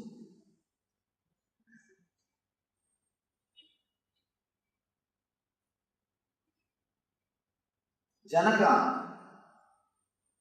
by his very being, is a seeker. By mistake, you might have laughed, that is different. By his very being, he is a seeker. Seeker of truth, seeker of the reality. So he is asking, how can knowledge be acquired? How can liberation be attained? How is renunciation possible? Tell me this, O Lord. The word liberation needs to be, you need to understand the word liberation. Liberation means not disturbed, polluted, touched by the inner or the outer world goals. If you are not touched, polluted, corrupted by the outer world or inner world goals, you are liberated. The moment you understand the purposelessness of the whole existence, you are liberated. Please understand, I am using a big word, purposelessness. Whatever you think as purpose binds your life. Bondage is thinking that there is a purpose in your life. Immediately you start the next question. What do you mean, Swamiji? You think that there is no purpose in your life? Your life has got meaning, but it has no purpose. Be very clear. Purpose means you are constantly worried about the goal. You are constantly worried about the achievement. You are constantly bothered about what has to be achieved. The goal. Be very clear. Goal is not the result of the life. The life itself is the result of the life. For example, 1 month, if you are earning 20,000 rupees, you measure your 30 days time as 20,000 rupees. Mentally, by and by, you start calculating your 1 month equal to 20,000 rupees. Whenever you go to shop, you measure in your mind, oh, to buy this saree, I have to work 15 days. To buy this jewel, I have to work 2 months. Only based on the money you measure your month. Be very clear. If somebody says they will give you 100 years salary in lump sum and ask you to die, will you accept? No. But your mind is conditioned so much. You measure your whole life based on the money which you make every month. The value of your life is calculated by your mind based on the money which you make. You need to understand an important thing. Your life is not equal to money or wealth which you are creating. Money or wealth is beautiful as long as you use it. When you start measuring your whole life, when you start calculating your whole life just based on the money, when your whole life is minded, when your whole life is centered only on money, be very clear, you are seriously missing something in the life. Something seriously wrong with your thinking system. Money is beautiful as long as you use it. But when you start measuring your life based on the money which you make, you are living in a miserable condition. If you measure your whole life just based on the money you are making, you will be happy only on the first and second, when you receive your paycheck, when you receive your salary. For next 28 days, you will be doing tapasya just for the 2 days. You will be selling your 28 day just to be happy in 1 day. Please do not sell your life. Do not sell your life for some goal. 2 things. If you sell your life for some goal, you may not achieve at all and feel frustrated. That may happen, first thing. Second thing, you may achieve the goal and feel depressed. Be very clear, there is an important word which we need to understand, depression of success. Depression of success. Depression which happens after failure is not real depression, because always somebody can give you hope. There are so many hundreds of the self-help books. How to books. If you want to become mad, read how-to books. Straight way to hell. Direct way to hell. These how-to books, the self-help books, they are actually, if you are normally living with your problems, you may have 10 worries. And if you read these self-help books, and they constantly teach you, don't worry, don't worry, don't worry. Now you have one more worry, how to stop your worry. All self-help books leads only to hell. Direct way to hell. They will create one more worry for you. Let me tell you a small incident. It's not an incident, it's a truth. How to stop worrying, start living. That's a great book written by Dale Carnegie. Dale Carnegie is an author. And he wrote 2 books, How to Stop Worrying and Start Living. Another book, How to Win Friends and Influence People. Bestsellers. International bestsellers. One more information you should know. Next to Bible, his books are printed. Next to Bible, understand, means practically second Christ. Next to Bible, his books are printed and sold all over the world. In the first book, he says how to stop worrying and start living. How to stop the suicidal thoughts. The next book, he says how to have a good relationship with your wife. These are the 2 main ideas. Any of you read his books? Any of you read his biography? Anybody who read his biography? He committed suicide because he was not able to live with his wife happily. Really, I tell you, it's truth. Please understand, I am not making any joke or anything. It's a truth. He was not able to. He committed suicide just because he was not able to live with his wife happily. And I tell you the secret, how to write books. There is an important secret. Whatever you can't practice, just write and publish it. It will become bestseller. Simple 3 steps to become a philosopher. First thing, whatever you can't practice, write it and publish. Second thing, it should not be told in a simple language. Third thing, complicate things as much as possible. That's all. If you can complicate a simple thing as much as possible, you will become a great philosopher. And one more small tips. Try to criticize all other systems as much as possible. These are all few simple tips to become how to become a best philosopher. And how to write these how-to books. The self-help books will neither give you peace nor guide you.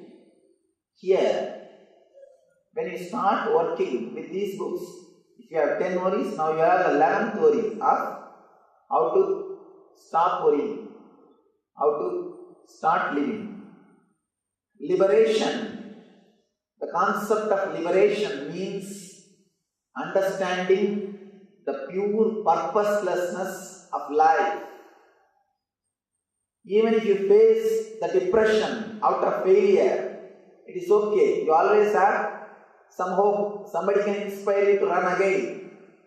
But if you face the depression after success, nothing can be done. And if you are an intelligent man, around the age of 40 to 45, you have to face the depression of success. This is the scale to find out whether you are intelligent or not. If you are 40 to 45 and Still you have not faced the depression of success, be very clear, something seriously wrong with you. Something seriously wrong with you. Something is missing in your life. Around the 40 to 45, you have to face the depression of success. Because around that age, you will achieve whatever you want to achieve, but suddenly you will realize, I achieved whatever I want to, but I have not achieved what far I want to. Achieving what I want is different. Achieving what far I wanted is different. You always wanted the house, car, relationships, bank balance, for the sake of happy life. By the time you achieve all these things, you are conditioned to suffer.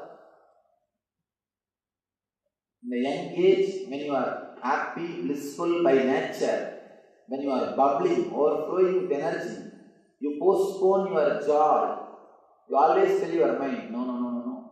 After the college, I think I'll rest and I'll be happy. And after the college, you think, I think once I get my job, I'll be settled and happy and peaceful. Once you get the job, I think after the marriage, I'll be happy and blissful. After the marriage, you know. And now, you know. And after that, again you think, I think once kids are there, we'll be happy. After the kids, I think if they all grow up and start, they finish their education, I think I'll be happy. By the time they are settled in their life, you are conditioned to suffer. The stress or suffering or worrying becomes part of your being, part of your very being. You are completely conditioned to suffer. After that, if the worry or stress is taken away from you, you feel lonely. You are missing something. You feel you are not as you are. That is the reason old people cannot sit with themselves. Either they will catch somebody and start talking. In 1962, when I was in the army, they will start telling the stories. See, it is not accidental. Around the world, all grandparents tell stories to their grandkids. Not only in Indian culture. Around the world, in all culture, this is a tradition. Because not for the kids, for the sake of grandparents, this tradition is started. Tradition is started not for the kids, for the sake of grandparents. Because they feel lonely. And you can see in your life, elderly people, they would have been married, their kids would have been married, even sometimes grandkids would have been married. But they will be sitting and reading the matrimonial column in Hindu with a big glass. Because they will not be able to sit with themselves. They can't relax with themselves. Relaxing within yourself is what I call liberation. Person who can sit with himself without anything from the outer world is liberated. Please understand. Jivan Mukta means don't think big terms. If you have big ideology about Jivan Mukta, you will never think it is possible. Today's subject is enlightenment. It is possible. You will never understand it is possible. Understand, this is very simple and actual definition. Jivan Mukta means a person who can sit with himself, who doesn't need anything from the outer world to entertain him, excite him, or make him feel peaceful or happy. He can sit with himself. Liberation means understanding the purposelessness of the life. Understanding clearly, life cannot be measured by the money which we make. It is something more than the money which we make. Your life is not just 25,000 rupees per month. If you think that 25,000 is your life, you will be in hell for 28 days. You will be in heaven only for 2 days. You will be selling your 28 days for 2 days.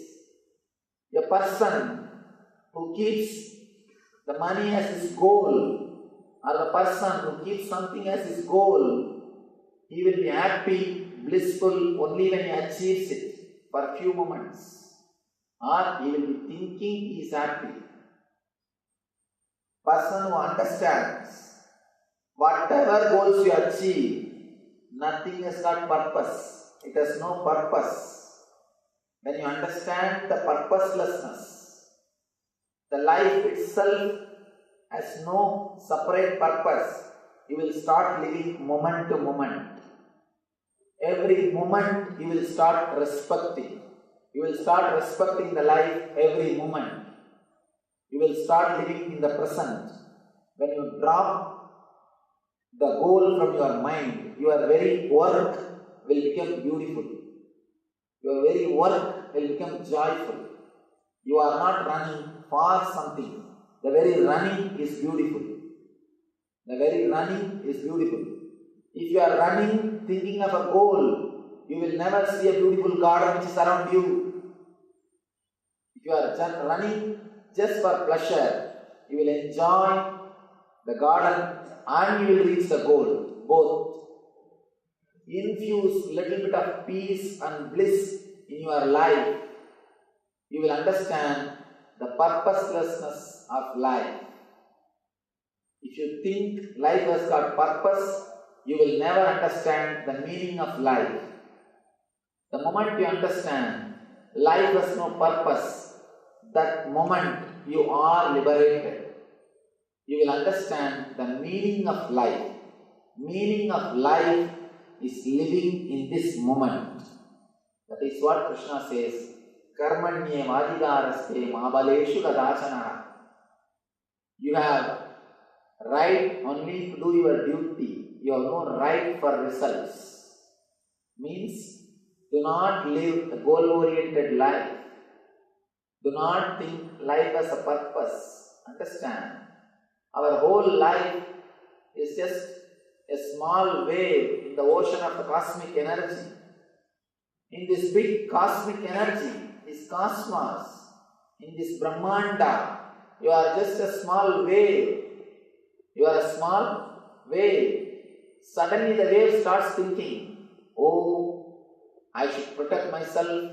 And he starts asking the neighbor waves, please, please, you be my wife, you be my husband, you be my son. Let's all protect ourselves. Let's all live together. And let's all live the happy life.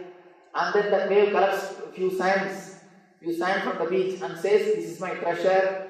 And the wave starts thinking, this is the purpose of life. And it is thinking, now it is protected.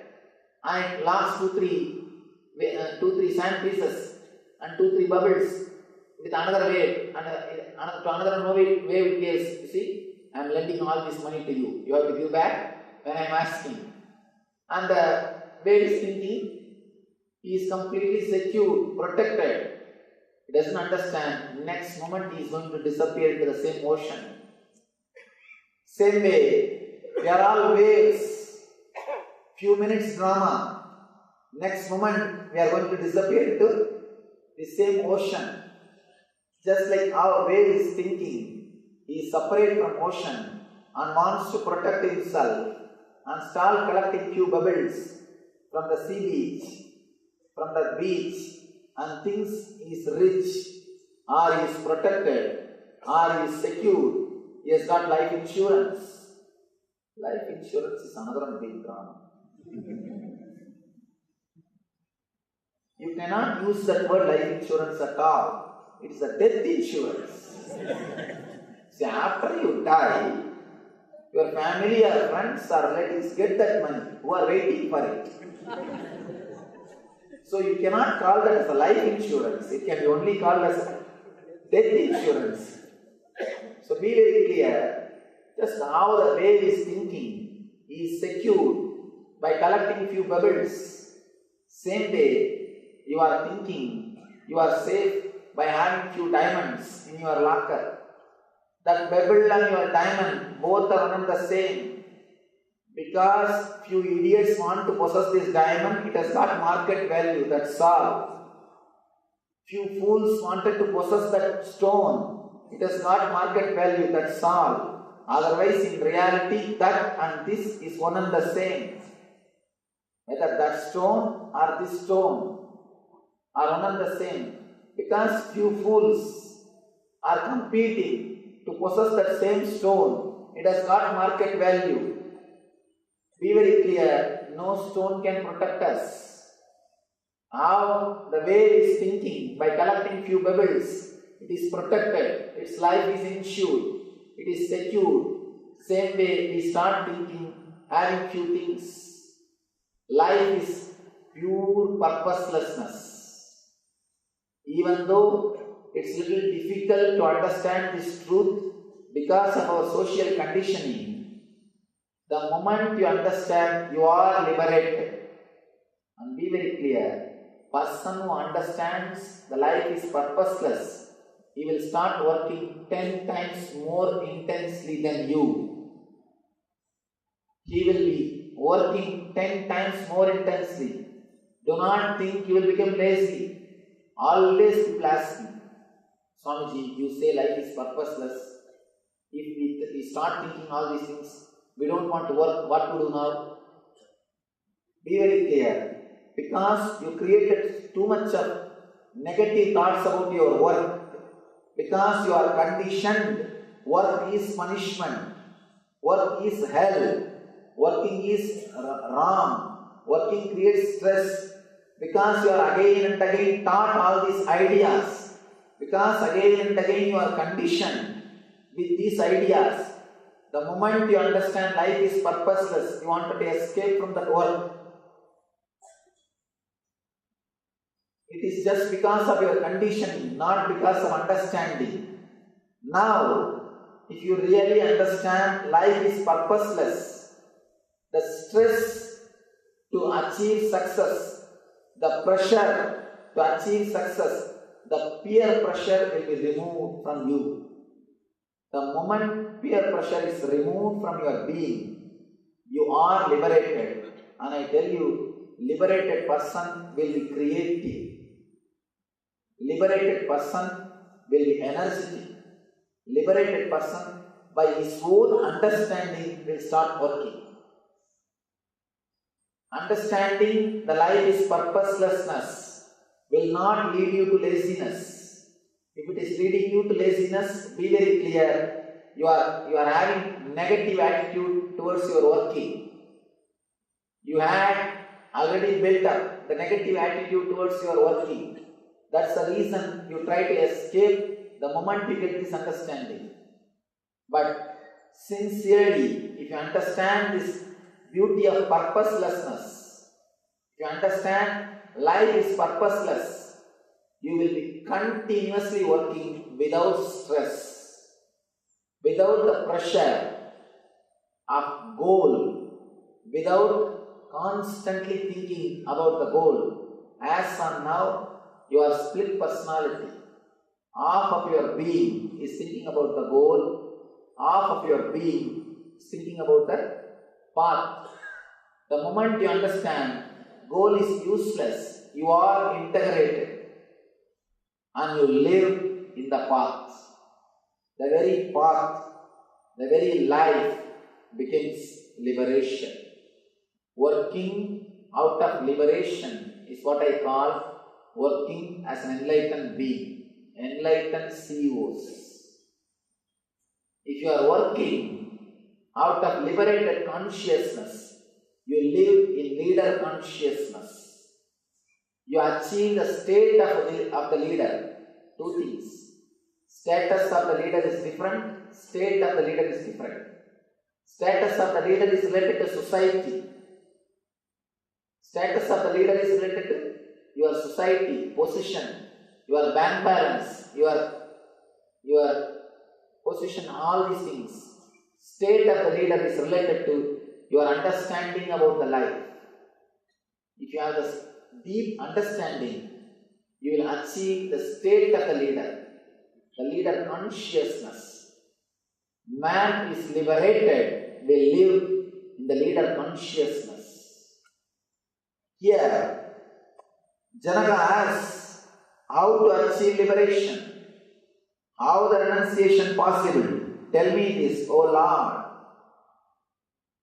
Renunciation, another one beautiful word.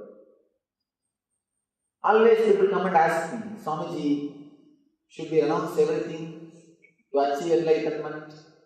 Should we renounce everything to realize divine? I tell them, just renounce what you don't have, that's enough. You don't have to renounce what you have. Just renounce what you don't have. Fears, anxieties, unnecessary worry, and unnecessary fantasies, too much of imaginations. All these things are not there in your real life, but you are living with all these things mentally. Mentally you are living with all these things. 99% of your worries never come true. Whatever 1% comes true is always good for you. Your unnecessary worries, give our prayers and requests to Ashtavakra, the great enlightened master, to help us to understand the technology created by him, the formula created by him to achieve the same state of Ashtavakra, the same state of enlightenment. Please close your eyes and pray to the ultimate energy who gave this science through Ashtavakra to all of us. Pray to him intensely. Let him make us understand this science. Let this become our experience. Let this become part of our being. Let us digest the teachings and the technology of Ashtavakra.